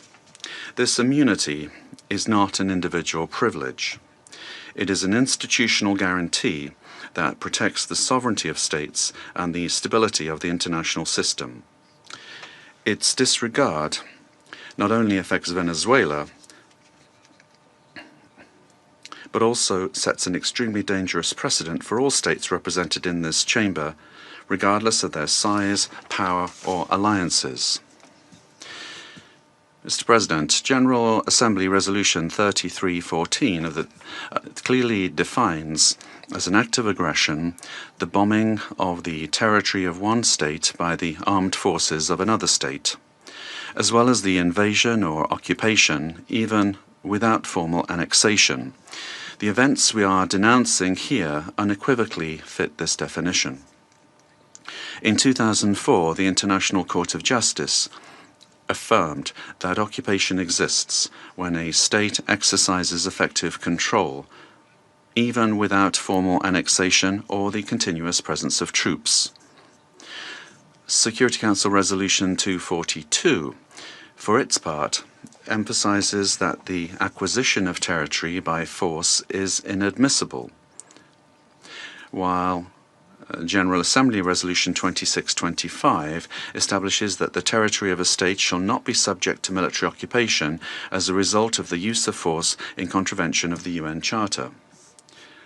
Allowing such acts to go without an effective answer would amount to normalizing the replacement of law by might, while eroding the very foundations of the collective security system.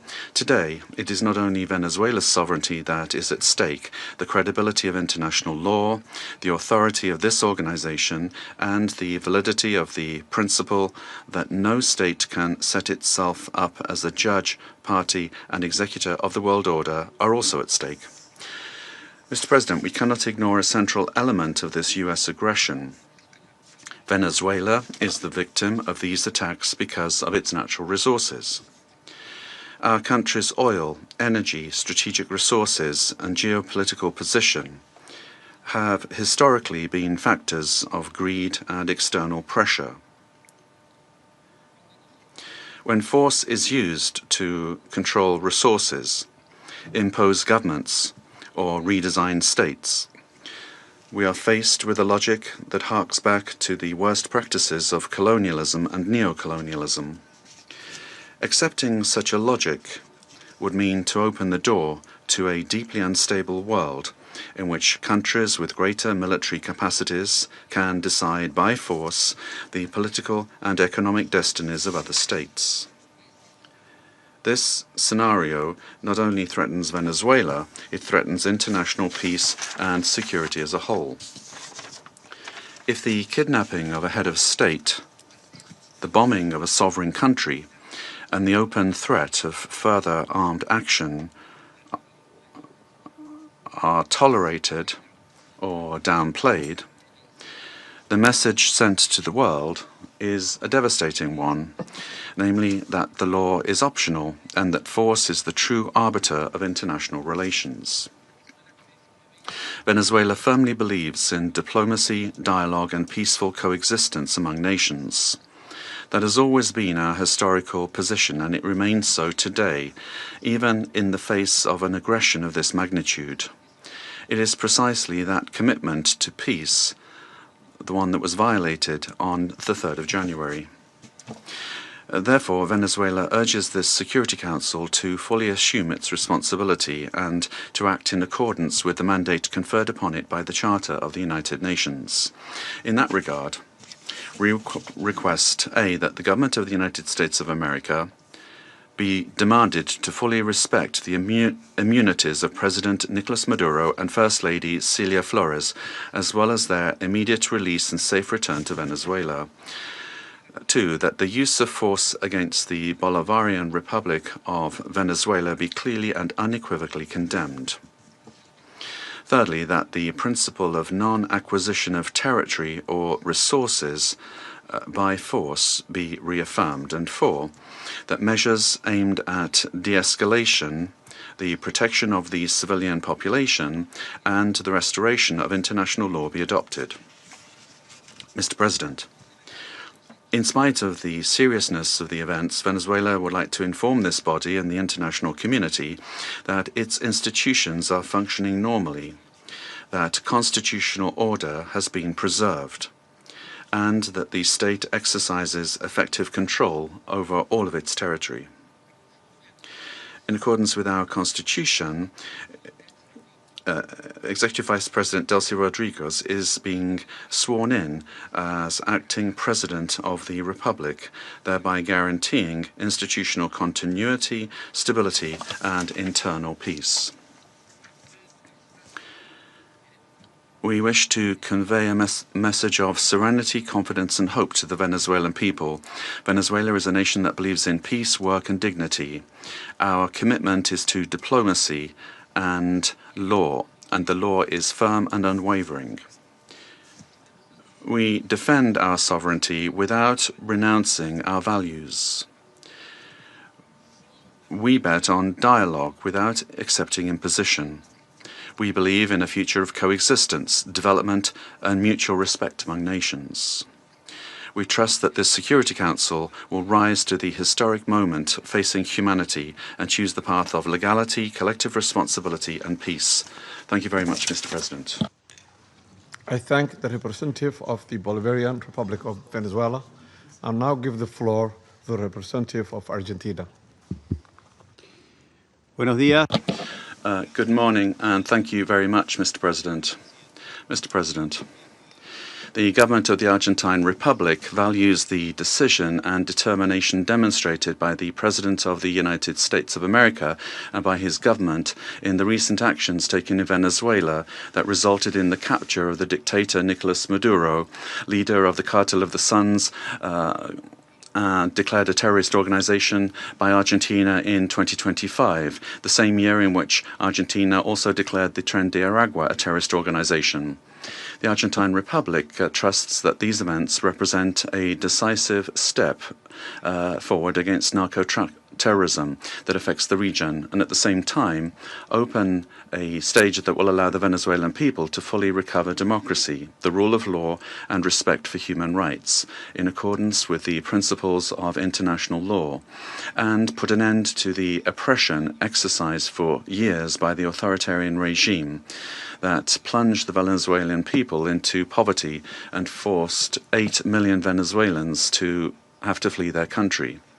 Mr. President, the illegitimate regime of Nicolás Maduro has not only constituted a direct threat to Venezuelan citizens through the systematic violation of human rights, the appropriation of the country's resources, and the destruction of democratic institutions, but also to the entire region by leading and exporting its networks of drug trafficking and organized crime.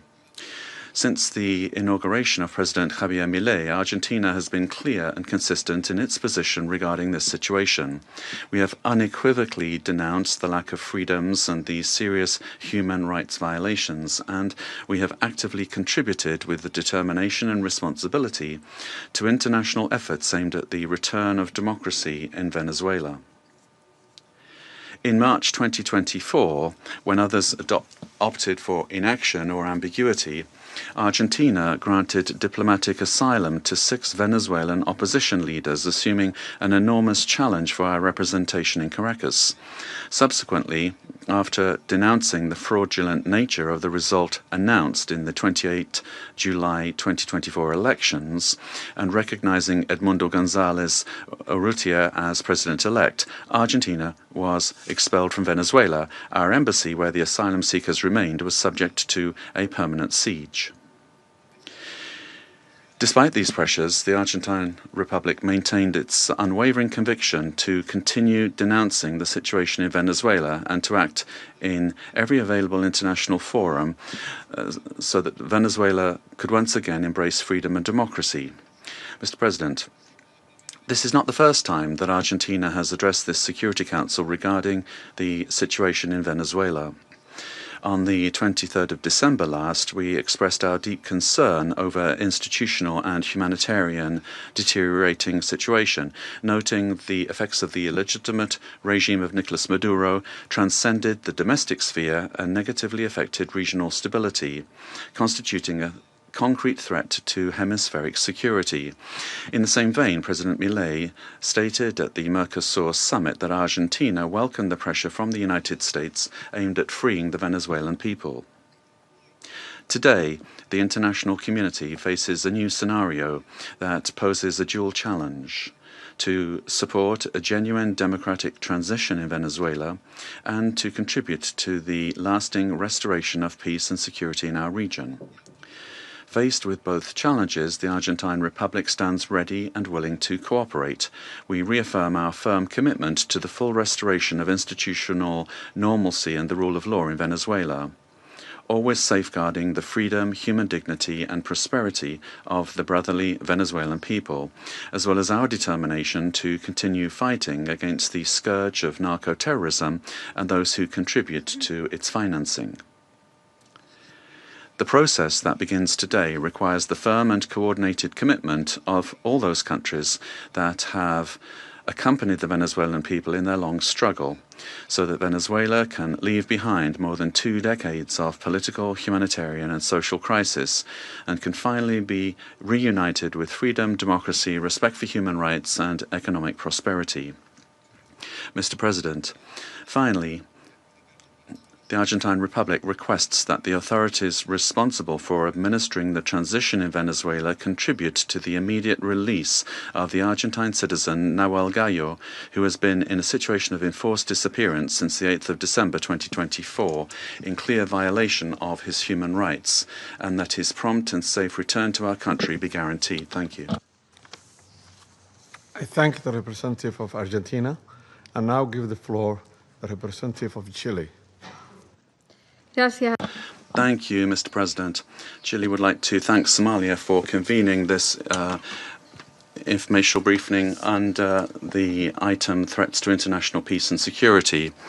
We'd also like to thank Madam Rosemary DiCarlo, USG for Political and Peacebuilding Affairs, as well as the briefings from Mr. Jeffrey Sachs and Ms. Mercedes de Freitas. President, Chile would like to express our deep concern and firm condemnation of the unilateral military action taken by the United States in the territory of the Bolivarian Republic of Venezuela. We also reiterate consistently our firm commitment to respect for international law, sovereignty and territorial integrity of states, and the peaceful settlement of disputes, the prohibition of the threat or the use of the threat of force, and full respect for human rights. These affirmations are accepted by the majority, and they must maintain their importance in order to preserve international peace and security. We said this on the 23rd of December when we took the floor, and we reiterate this today. Chile does not recognize the Maduro regime, but serious violations of human rights being faced by Venezuela do not have a military solution. They can only be addressed through peaceful, gradual, and inclusive measures that will take into account the legitimate aspirations of the Venezuelan people. Respect for international law does not allow for exceptions, including when it comes to addressing the illegitimacy of a president. Problems must always be solved within the normative framework that we have provided for ourselves as nations. The future of Venezuela must include free elections, citizen participation, and international assistance, and not with actions that could create dangerous precedents or escalate tensions in the region with serious consequences for the population. Chile, as a witness of history and based on our own experience with the loss of democracy, where there was foreign interference that caused extreme damage and pain for the Chilean people, we were able to recover our democracy through a transitional process that was carried out with the assistance of the international community, the strength of organized citizens, and through our institutions. Mr. President, Chile would like also to underscore the urgent need to continue with coordinated efforts multilaterally to address transnational organized crime. And we're also convinced that Latin America and the Caribbean must continue to be a zone of peace, because that zone of peace not only serves Latin America and the Caribbean, but the entire world. An armed conflict will have devastating humanitarian consequences in Venezuela and in the region. It will worsen the suffering of the civilian population and worsen even further the displacement, insecurity, and vulnerability aspects of the situation. We reiterate that any differences must be dealt with exclusively through peaceful means in strict respect for international law, the sovereignty of states, and the prohibition of the use or the threat of the use of force. As was recently indicated by the heads of state of Brazil, Chile, Mexico, Uruguay, and Spain, we express our concern with regard to any attempt to control government administration or foreign ownership of strategic assets. This would be against international law and would threaten the political, economic, and social stability of the region. Mr. President, Given this complex scenario, Chile welcomes the role that could be played by multilateral fora. And here, particularly, we would refer to the role of the United Nations, and particularly the role that could be played by the Secretary General and by this Council, with the consent of the parties involved to contribute to de-escalating the situation and searching for an understanding that would favor a peaceful and lasting exit to the crisis.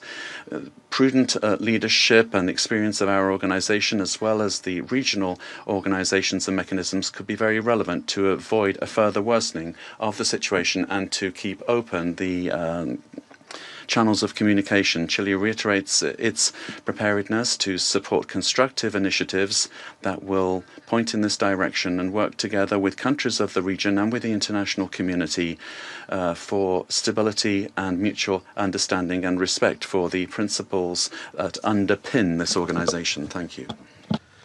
I thank the representative of Chile for the statement and now give the floor to the representatives of Brazil. Mr. President, we'd like to thank Somalia for convening this emergency session of the Security Council. Brazil categorically and firmly rejects the armed intervention in Venezuelan territory in flagrant violation of the Charter of the United Nations and of international law. The bombings on Venezuelan territory and the capture of its president cross an unacceptable line. These acts constitute a very serious affront to the sovereignty of Venezuela and set an extremely dangerous precedent for the entire international community. The Charter of the United Nations establishes as a pillar of the international order the prohibition of the use of force against the territorial integrity or political independence of any state, except in the circumstances strictly provided for therein. The acceptance of actions of this nature would inexorably lead to a scenario marked by violence, disorder, and the erosion of multilateralism, to the detriment of international law and institutions. The effects of the weakening of international governance and cooperation mechanisms are already evident.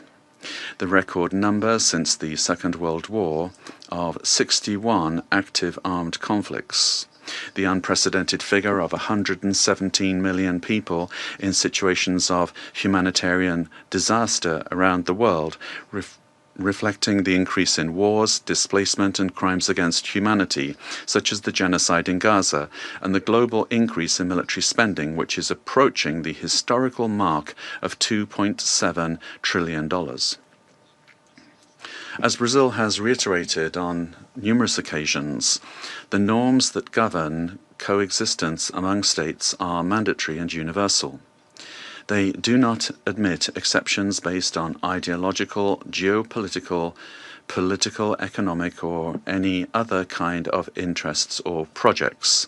They do not admit that the exploitation of natural or economic resources justifies the use of force or the illegal change of a government. The multipolar world of the 21st century, which promotes peace and prosperity, must not be confused with spheres of influence. We cannot accept the argument that the end justifies the means. This reasoning lacks legitimacy and opens the possibility of granting the strongest the right to define what is just or unjust, what is right or wrong, and even to ignore national sovereignties, imposing the decisions to be taken by the weakest. Latin America and the Caribbean have made peace a conscious, lasting, and irreversible choice. The resort to force in our region evokes chapters of history that we believed we'd left behind us and endangers the collective effort to preserve the region as a zone of peace and cooperation, free of armed conflicts, respectful of international law and the principle of non-intervention. Armed interventions in the past have had profoundly negative and lasting consequences. Contrary to freedom and democracy, those interventions produced authoritarian regimes and serious violations of human rights, leaving as a lamentable result thousands of dead, political prisoners, tortured persons and disappeared persons whose families still today search for their loved ones, as well as justice and reparation. For the first time in South America, a profoundly alarming event has occurred. An external armed aggression with the deployment of troops and bombings in a neighboring country contiguous with Brazil, with which we share more than 2,000 kilometers of border. Mr. President, South America is a zone of peace. I insist upon that. We have upheld and will uphold with full determination peace and non-intervention in our region. Furthermore, Brazil does not believe that the solution to the situation in Venezuela lies in the creation of protectorates in the country, but rather in solutions that respect the self-determination of the Venezuelan people within the framework of its constitution. The events of January 3rd transcend the regional sphere. The attack on the sovereignty of any country, regardless of the direction of its government, affects the entire international community. This and other cases of armed intervention against the sovereignty of a country, its territorial integrity, or its institutions must be vehemently condemned. It is up to this Council to assume its responsibility and react with determination, clarity, and obedience to international law in order to prevent the law of force from prevailing over the force of law. Brazil trusts that the future of Venezuela will be built by the Venezuelan people through dialogue, without external interference, and within the framework of international law. Thank you. For Brazil, for the statement, and now give the floor to the representative of Mexico.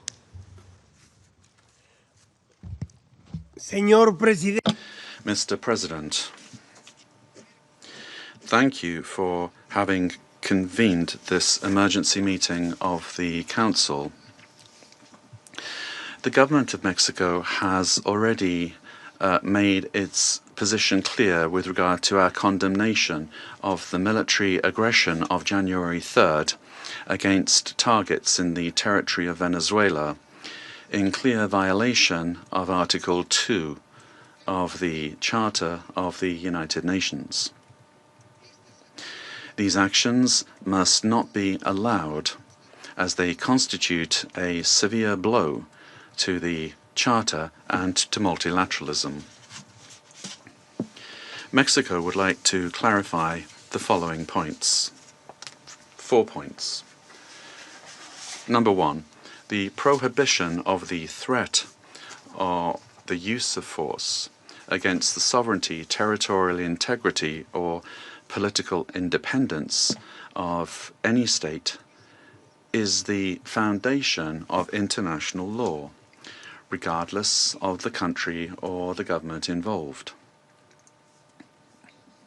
2.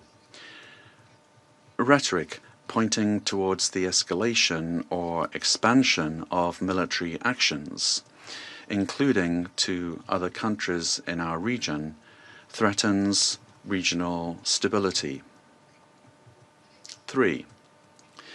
The Security Council has the responsibility and, above all, it has the obligation to act decisively and without double standards in the face of serious violations of the Charter, and to restore international peace and security in strict adherence to the provisions of Article 24 and observing Article 27.3.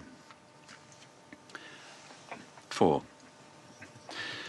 It is for sovereign peoples to decide their destiny and to find peaceful, democratic, and negotiated solutions to their political differences within a framework of unrestricted respect for human rights.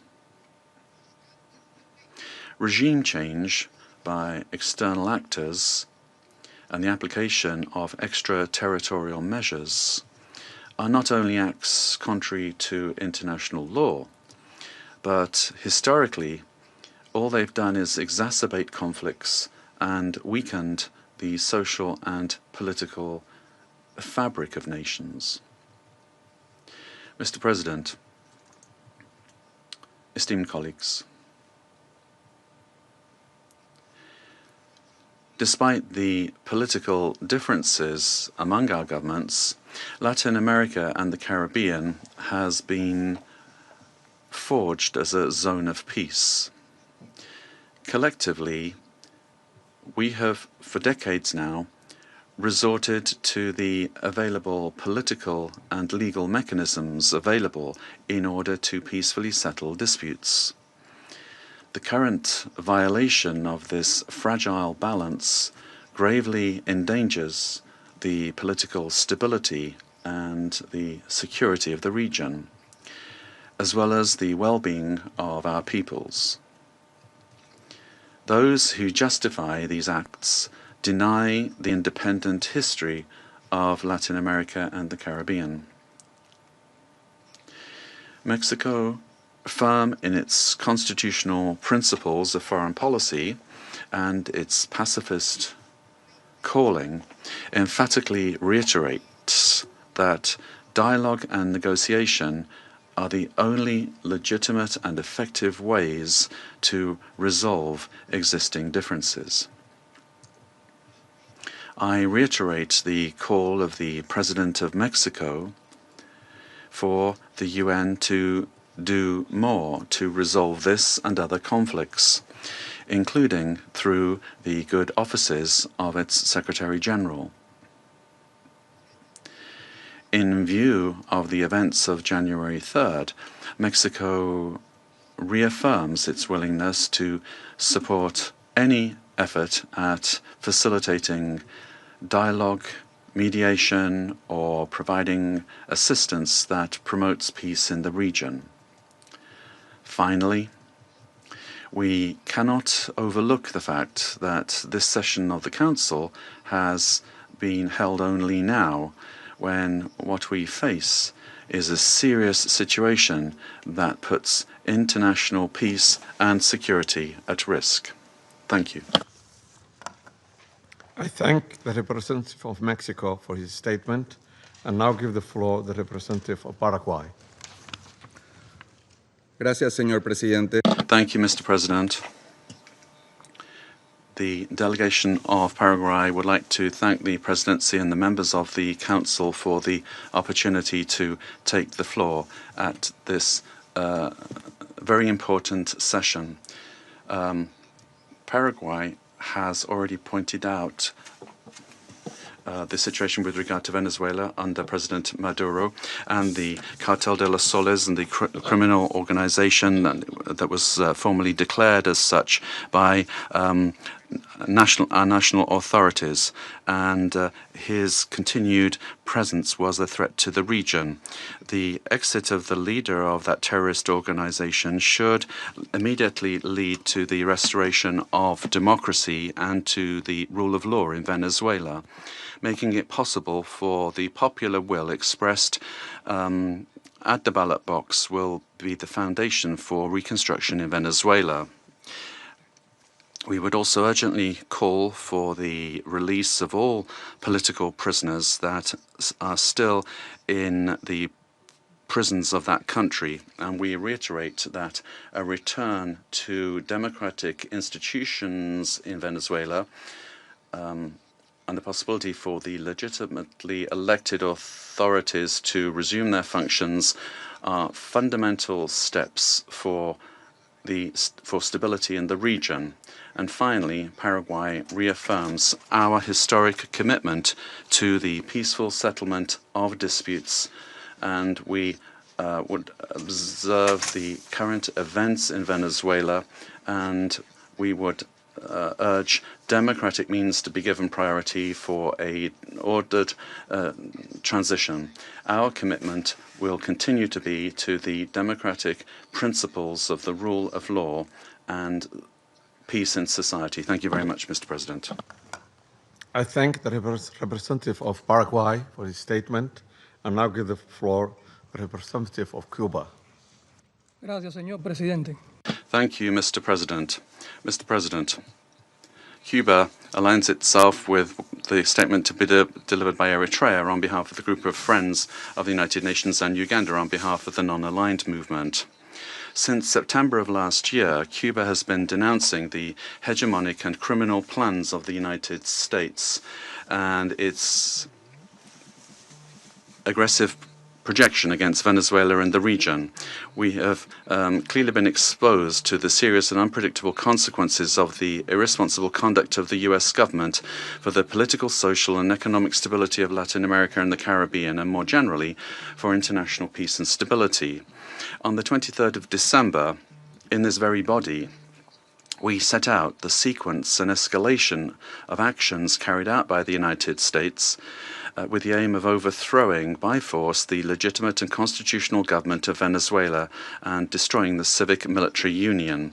The United States resorted to various maneuvers to materialize its plans for domination, including vile extrajudicial executions and acts of piracy, maritime terrorism against oil tankers and their crews in international waters of the Caribbean Sea, as well as the imposition of an illegal naval blockade against Venezuela and the politically motivated designation of its legitimate government as a foreign terrorist organization. Previously, it had subjected that country to prolonged unilateral coercive measures, economic asphyxiation, smear campaigns, and attacks against some of its important institutions, exposing it to a cruel psychological war. With absolute disrespect for the Charter of the United Nations and international law, including relevant resolutions adopted by this Council and by the General Assembly, on January the 3rd, United States military forces attacked Venezuela with total brutality and treachery, and in an unacceptable and barbaric act kidnapped its legitimate president, Nicolás Maduro, and his companion, Celia Flores. Cuba condemns in the strongest terms the military aggression of the United States against Venezuela, while categorically reiterating its absolute support and solidarity with the Venezuelan people, and joins the demand that the government of the United States release the constitutional president, Nicolás Maduro Moros, and his companion, Celia Flores. In the criminal attack perpetrated by the United States, 32 Cubans lost their lives in combat actions. They were carrying out missions on behalf of the Revolutionary Armed Forces and the Ministry of the Interior at the request of counterpart bodies of that country. Our compatriots honorably fulfilled their duty and fell after fierce resistance in direct combat against the attackers or as a result of the bombings of the facilities. Through their heroic actions, they upheld the solidarity sentiments of millions of our compatriots. Mr. President, the cowardly U.S. aggression against Venezuela is a criminal act in violation of international law and the UN Charter. It constitutes a dangerous escalation of the sustained war campaign waged for years by the United States against that sister nation, which intensified since September 2025 with the aggressive naval deployment in the Caribbean Sea under mendacious pretexts and unfounded accusations without any evidence whatsoever. The U.S. military attack against Venezuela has no justification whatsoever. It does not respond to any provocation, nor does it possess legitimacy.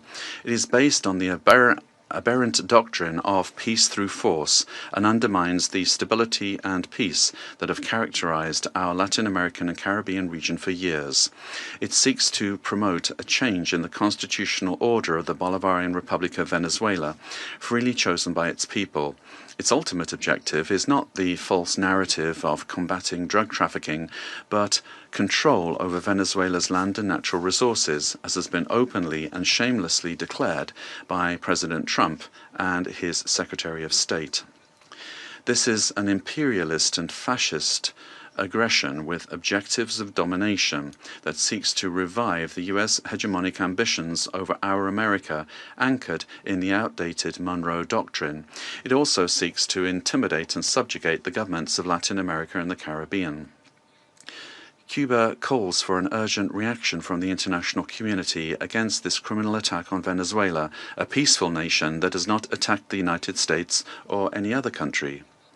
We call on all governments, parliaments, social movements, and peoples of the world to condemn the US military aggression against Venezuela and to confront this act of state terrorism that threatens international peace and security and seeks to impose a new doctrine of US imperialist domination in Latin America and the Caribbean and in the world.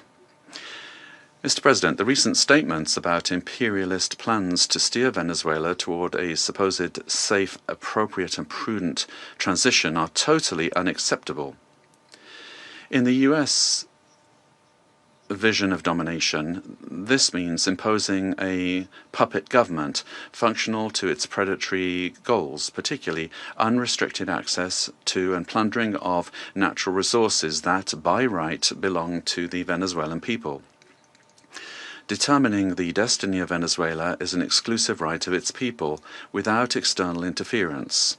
If the US government, lacking any moral authority whatsoever, truly cared about the peace, freedom and justice of Venezuelan men and women, it would not have bombed that territory with absolute disregard for the lives, sovereignty and territorial integrity of that nation.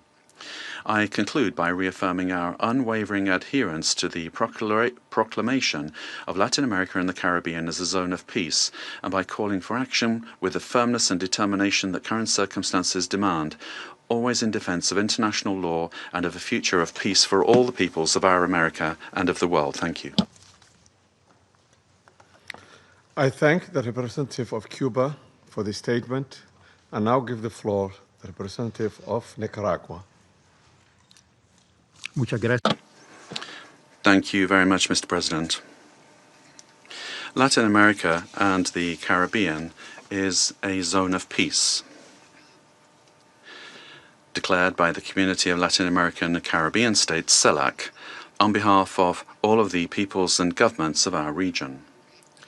This zone of peace must be fully respected by all governments of the world without exception, and in particular by the members of this Security Council responsible for international peace and security. This decision, these desires and aspirations of our peoples, are a noble contribution to world peace, to international law, and to the United Nations Charter. Mr. President, Nicaragua supports what was expressed by the interim president of Venezuela, Delcy Rodriguez, calling for the immediate release of the constitutional and legitimate president of Venezuela, Nicolás Maduro Moros, and the first fighter of the country, Celia Flores. All member states of the United Nations have the duty to respect international law, the spirit, the purposes and principles of the United Nations Charter, the right to sovereignty, self-determination, territorial integrity of states, non-interference, and peaceful coexistence. The Venezuelan people are a dignified people, the people of Bolivar, of Chavez, and of Maduro, and they have never bowed the knee. They defend their right to sovereignty and their right to peace. Nicaragua will always stand with Venezuela. Peace has been deeply damaged, and the human family, the community of nations, the peoples of the world. We urge all of you to respect the dignity of all peoples. Thank you. I thank the representative of Nicaragua for the statement and now give the floor to the representative of Trinidad and Tobago. Thank you, Mr. President. The delegation of Trinidad and Tobago thanks the Security Council for convening this urgent meeting following the recent developments in the Bolivarian Republic of Venezuela. My delegation addresses this council today as a Caribbean nation, a neighbor of Venezuela, and a long-standing advocate for peaceful coexistence and the rule of law. The government of Trinidad and Tobago has taken note of the military operations undertaken by the United States in Venezuela. We remain committed to cooperative efforts led by the United States to disrupt and dismantle networks that enable transnational crime across the Americas, whose activities have had debilitating effects on the security and stability of the region. Trinidad and Tobago remains steadfast in its support of the United States of America's initiatives that strengthen regional security, reinforce the rule of law, and safeguard the well-being of our societies, the Americas. The government of Trinidad and Tobago, while valuing its long-standing and robust partnership with the United States, remains equally committed to maintaining a constructive and respectful relationship with the Bolivarian Republic of Venezuela and continues to uphold peaceful relations with the people of Venezuela.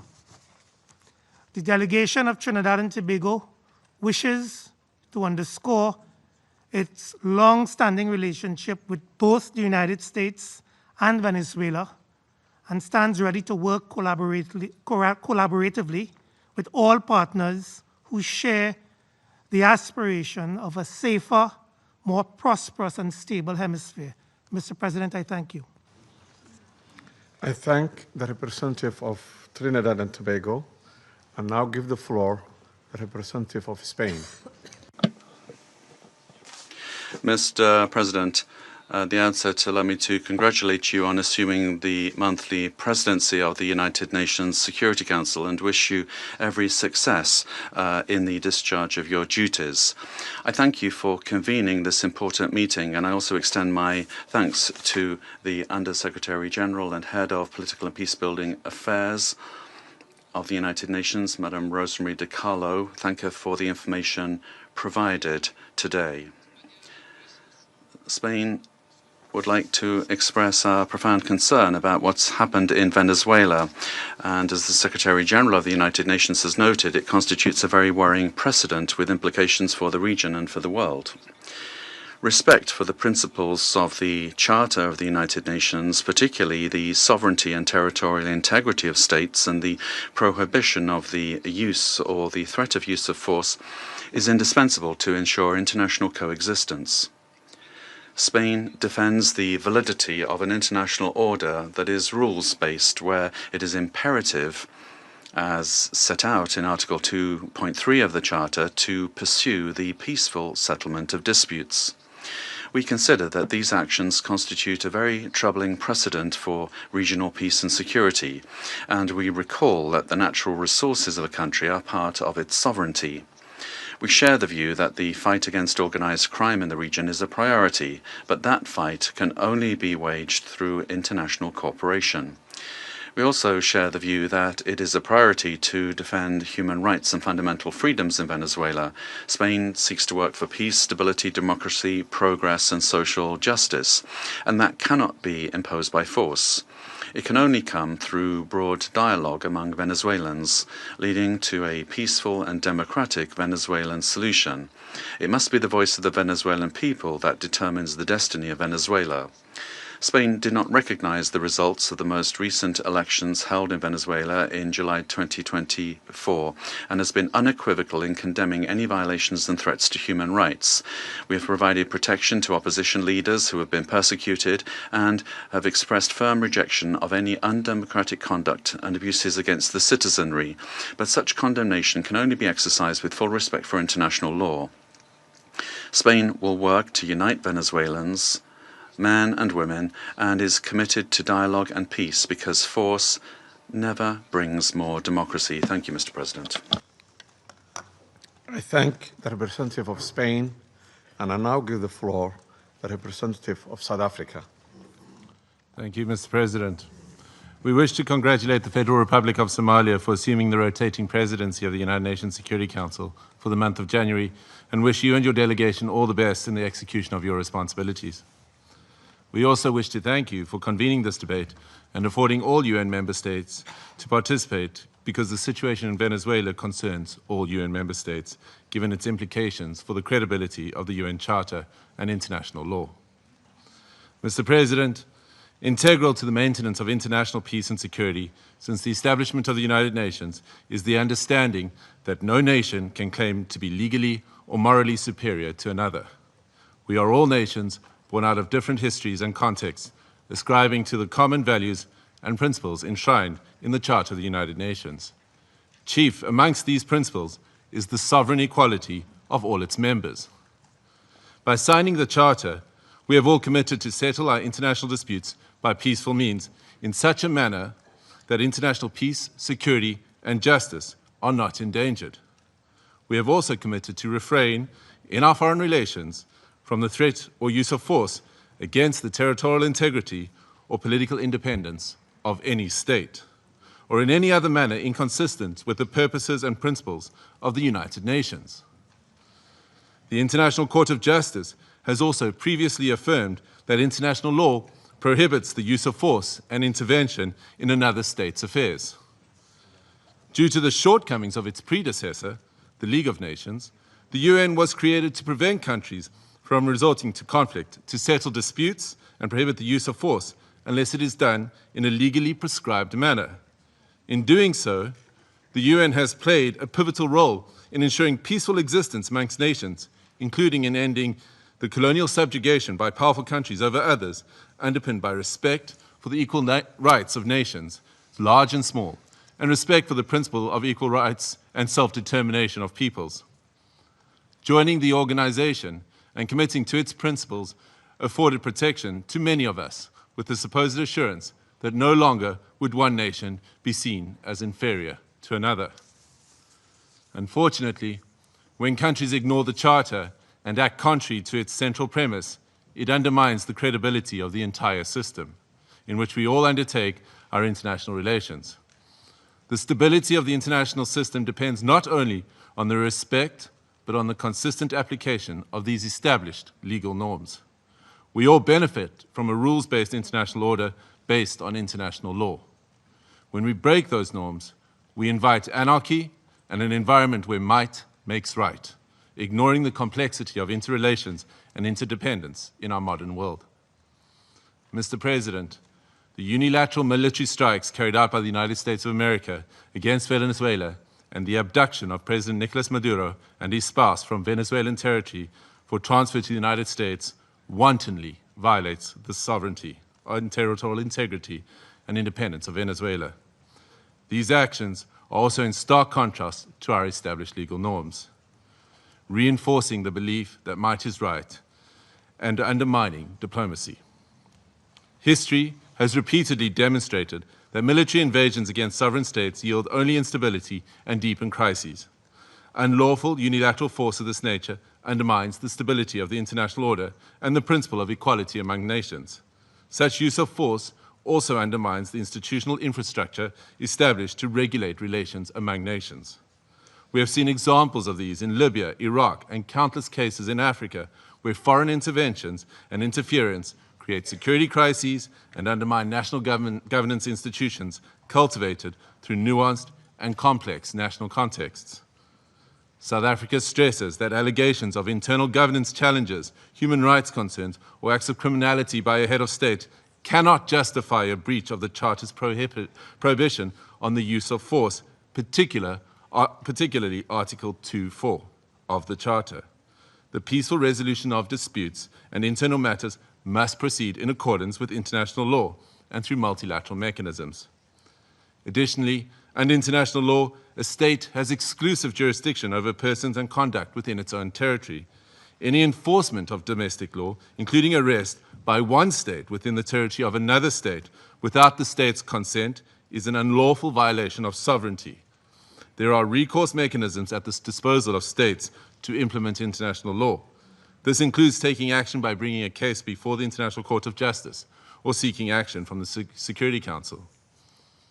We note the statement issued by a group of concerned countries, mainly those in the Latin American region, most affected by the developments in Venezuela, which reiterates that the situation in Venezuela must be resolved exclusively through peaceful means, through dialogue, negotiation, and respect for the will of the Venezuelan people in all its expressions, without external interference and in accordance with international law.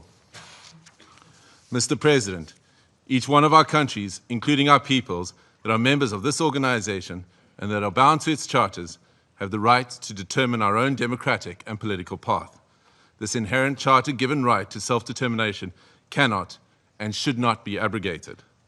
If we do not stand up for the sovereign rights of any nations or states when they are undermined and wantonly violated, then which one of us are safe or are guaranteed protection by the principles of the Charter and international law?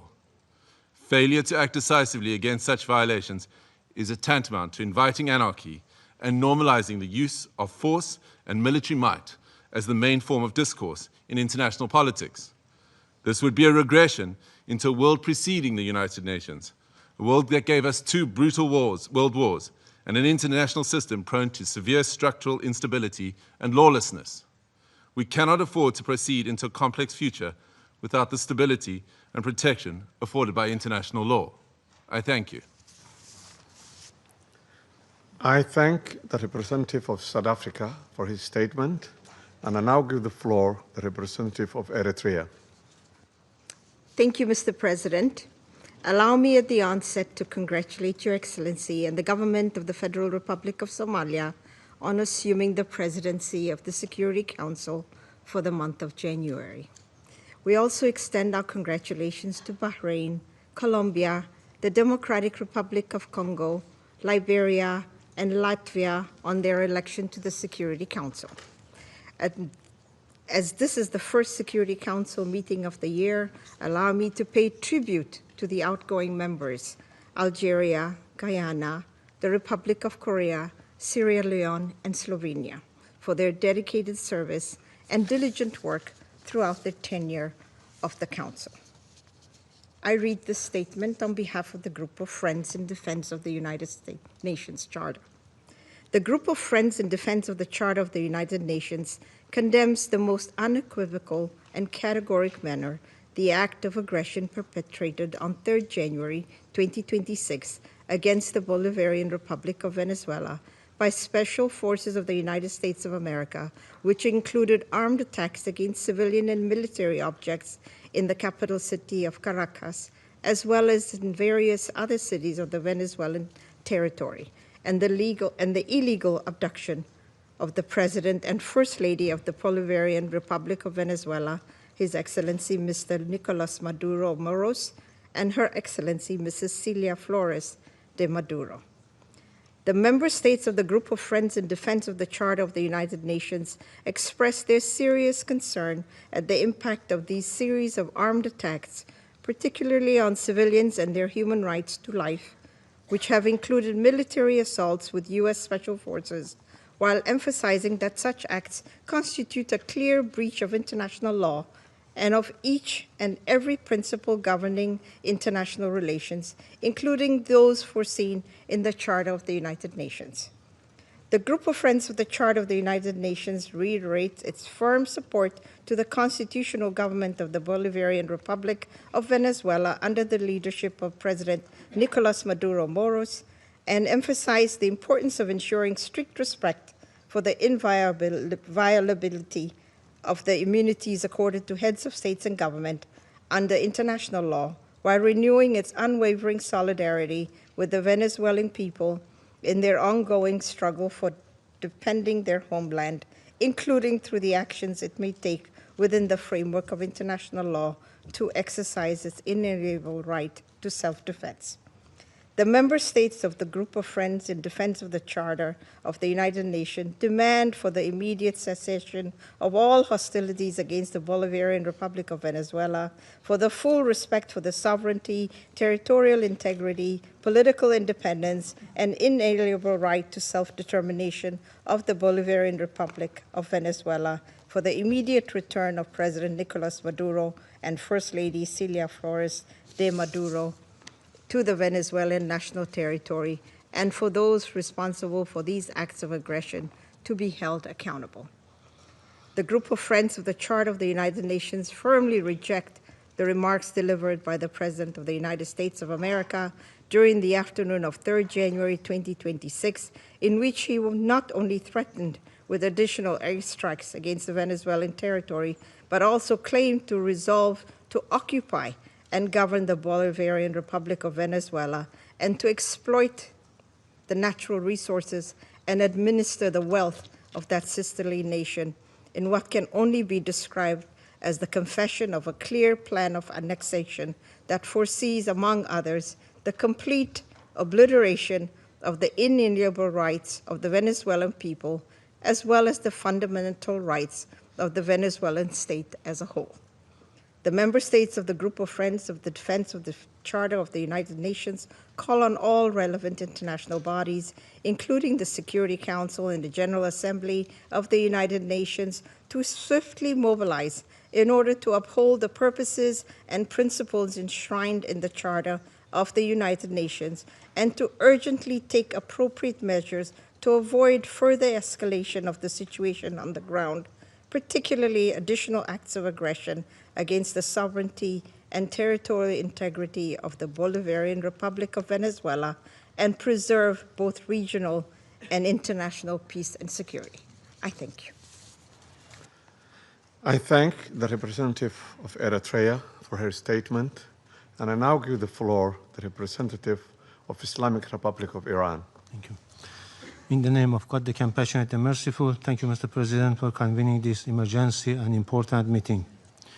We acknowledge the presence of the Undersecretary General, Mr. Carlo, at this meeting and extend our appreciation to Professor Jeffrey Sachs for his informative and insightful briefing. At the outset, I would like to extend my warm congratulations to Somalia on its assumption of the presidency of the Security Council for this month. I also wish to warmly congratulate the newly elected members of the Council, Bahrain, Colombia, Republic of Congo, Latvia, and Liberia on their election. Mr. President, the Islamic Republic of Iran would like to associate itself with the statement delivered by Eritrea on behalf of the Group of Friends in defense of the Charter of the United Nations and wishes to make the following remarks in its national capacity. First, the Islamic Republic of Iran condemns in the strongest possible terms the military attack carried out by the United States of America against the Bolivarian Republic of Venezuela. This illegal act constitutes a state terrorism, a manifest violation of Charter of the United Nations, particularly Article 2, Section 4 and Section 7, and peremptory norms of the international law, and amounts to an internationally wrongful act and a full-fledged act of aggression.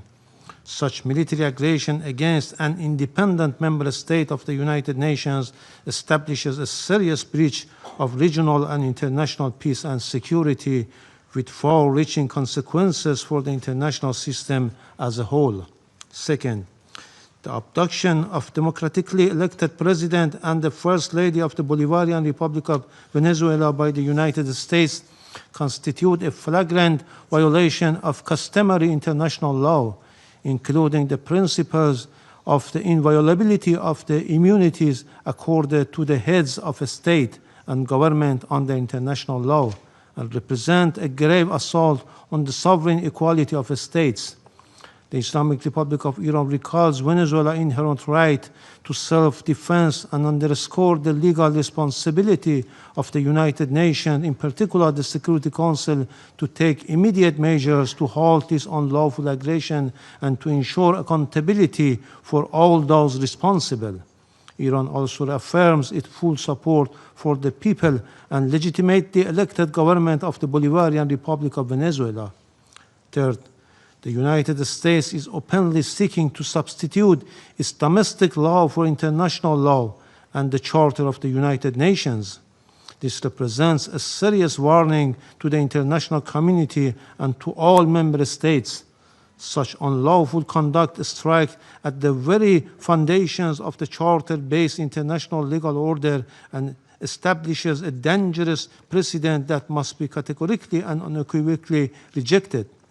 The so-called declared U.S. policy of peace through strength prescribes the law of the jungle and the rule of force instead of rule of law, and if tolerated and normalized, would render the collective security system established by the Charter ineffective and devoid of purpose. Fourth, the continued inaction and paralysis of the Security Council in the face of the explicit threat and act of aggression by the United States have fostered a dangerous climate of impunity. It has emboldened the United States to persist in unlawful conduct that poses a grave threat to regional and international peace and security. In recent days, the President of the United States had repeatedly issued public threat of the use of force against the Islamic Republic of Iran in manifest violation of Article 2 of the Charter of the United Nations. At the same time, the United States is shedding crocodile tears for the Iranian people and hypocritically claims to support them while maintaining a well-documented record of intervention, the use of force, and the imposition of unlawful unilateral coercive measures against Iran. This includes its direct political, military, and operational support and involvement for Israeli regime unlawful joint war of aggression against Iran between 13 and 24 June 2025, which resulted in loss of civilian life, attacks on civilian infrastructure, and serious violations of fundamental human rights of the Iranian people. Iran reaffirms its inherent right to defend its sovereignty, territorial integrity, and national security, and to protect its people against any foreign interference.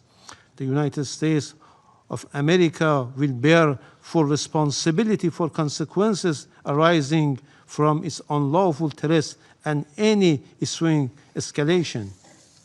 Finally, we unequivocally reject the baseless allegation and unwarranted reference made to Iran by the representative of the United States at this meeting.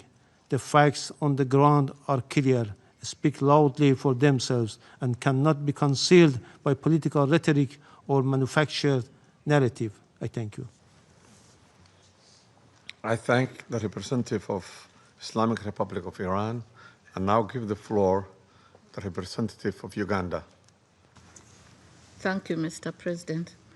I have the honor to deliver this statement on behalf of the Non-Aligned Movement, NAM, representing 121 member states united by the shared principle of respect for the sovereignty and territorial integrity of all nations. The Coordinating Bureau of the Non-Aligned Movement, NAM, categorically condemns the act of aggression perpetuated by the United States of America against the Bolivian Republic of Venezuela since the early hours of 3rd January 2026, which included armed attacks against civilian and military locations in the capital city of Caracas, as well as in various other cities of the Venezuelan territory. The Coordinating Bureau of the Non-Aligned Movement notes that attacks in question, which blatantly violate the purposes and the principles enshrined in the Charter of the United Nations, as well as the norms of the international law, constitute an act of war against the Bolivian Republic of Venezuela that undermines both regional and international peace, security, and stability, while also threatening the very right to life of the Venezuelan people. Excuse me. The Coordinating Bureau of the Non-Aligned Movement demands the immediate cessation of all hostilities against the Bolivian Republic of Venezuela, the full respect of the sovereignty, territorial integrity, political independence, and inalienable rights to the self-determination of Bolivian Republic of Venezuela, and that those responsible for those ongoing acts of aggression to be held accountable. The Coordinating Bureau of the Non-Aligned Movement reaffirms the inviolability of the immunities accorded to the heads of states and government under international law, which constitute a fundamental pillar of sovereign equality, peace, coexistence, and stable international relations. These immunities, firmly rooted in customary international law and consistent with the purposes and principles of the Charter of the United Nations, must be respected universally without discrimination, and any actions or measures that undermine or selectively disregard them risk eroding multilateralism, destabilizing international relations, and weakening the international legal order. Excuse me. Mr. President, the Coordinating Bureau of the Non-Aligned Movement reiterates its full solidarity with the people and government of the Bolivarian Republic of Venezuela at this critical time and insists that military solutions are not viable avenues for addressing any issues that may be of concern between members of the international community. I thank you, Mr. President. I thank the representative of Uganda for the statement.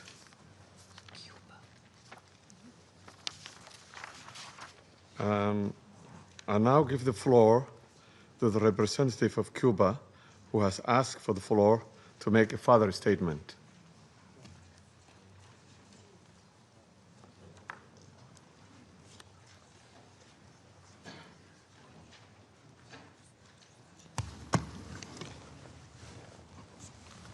Gracias, señor presidente. Thank you, Mr. President. Mr. President, my delegation feels it must take the floor again to respond to the unfounded accusations formulated by the United States against Cuba.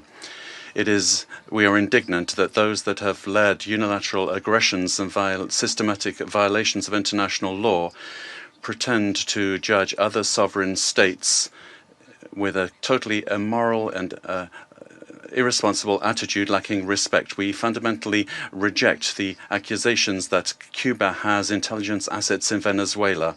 These kinds of statements lack any factual base and are a clear attempt to take the eyes of the world off the criminal acts of the United States in the region. Cuba strictly respects the sovereignty, independence, and inalienable right of the Venezuelan people to decide their own destiny, as established by the United Nations Charter.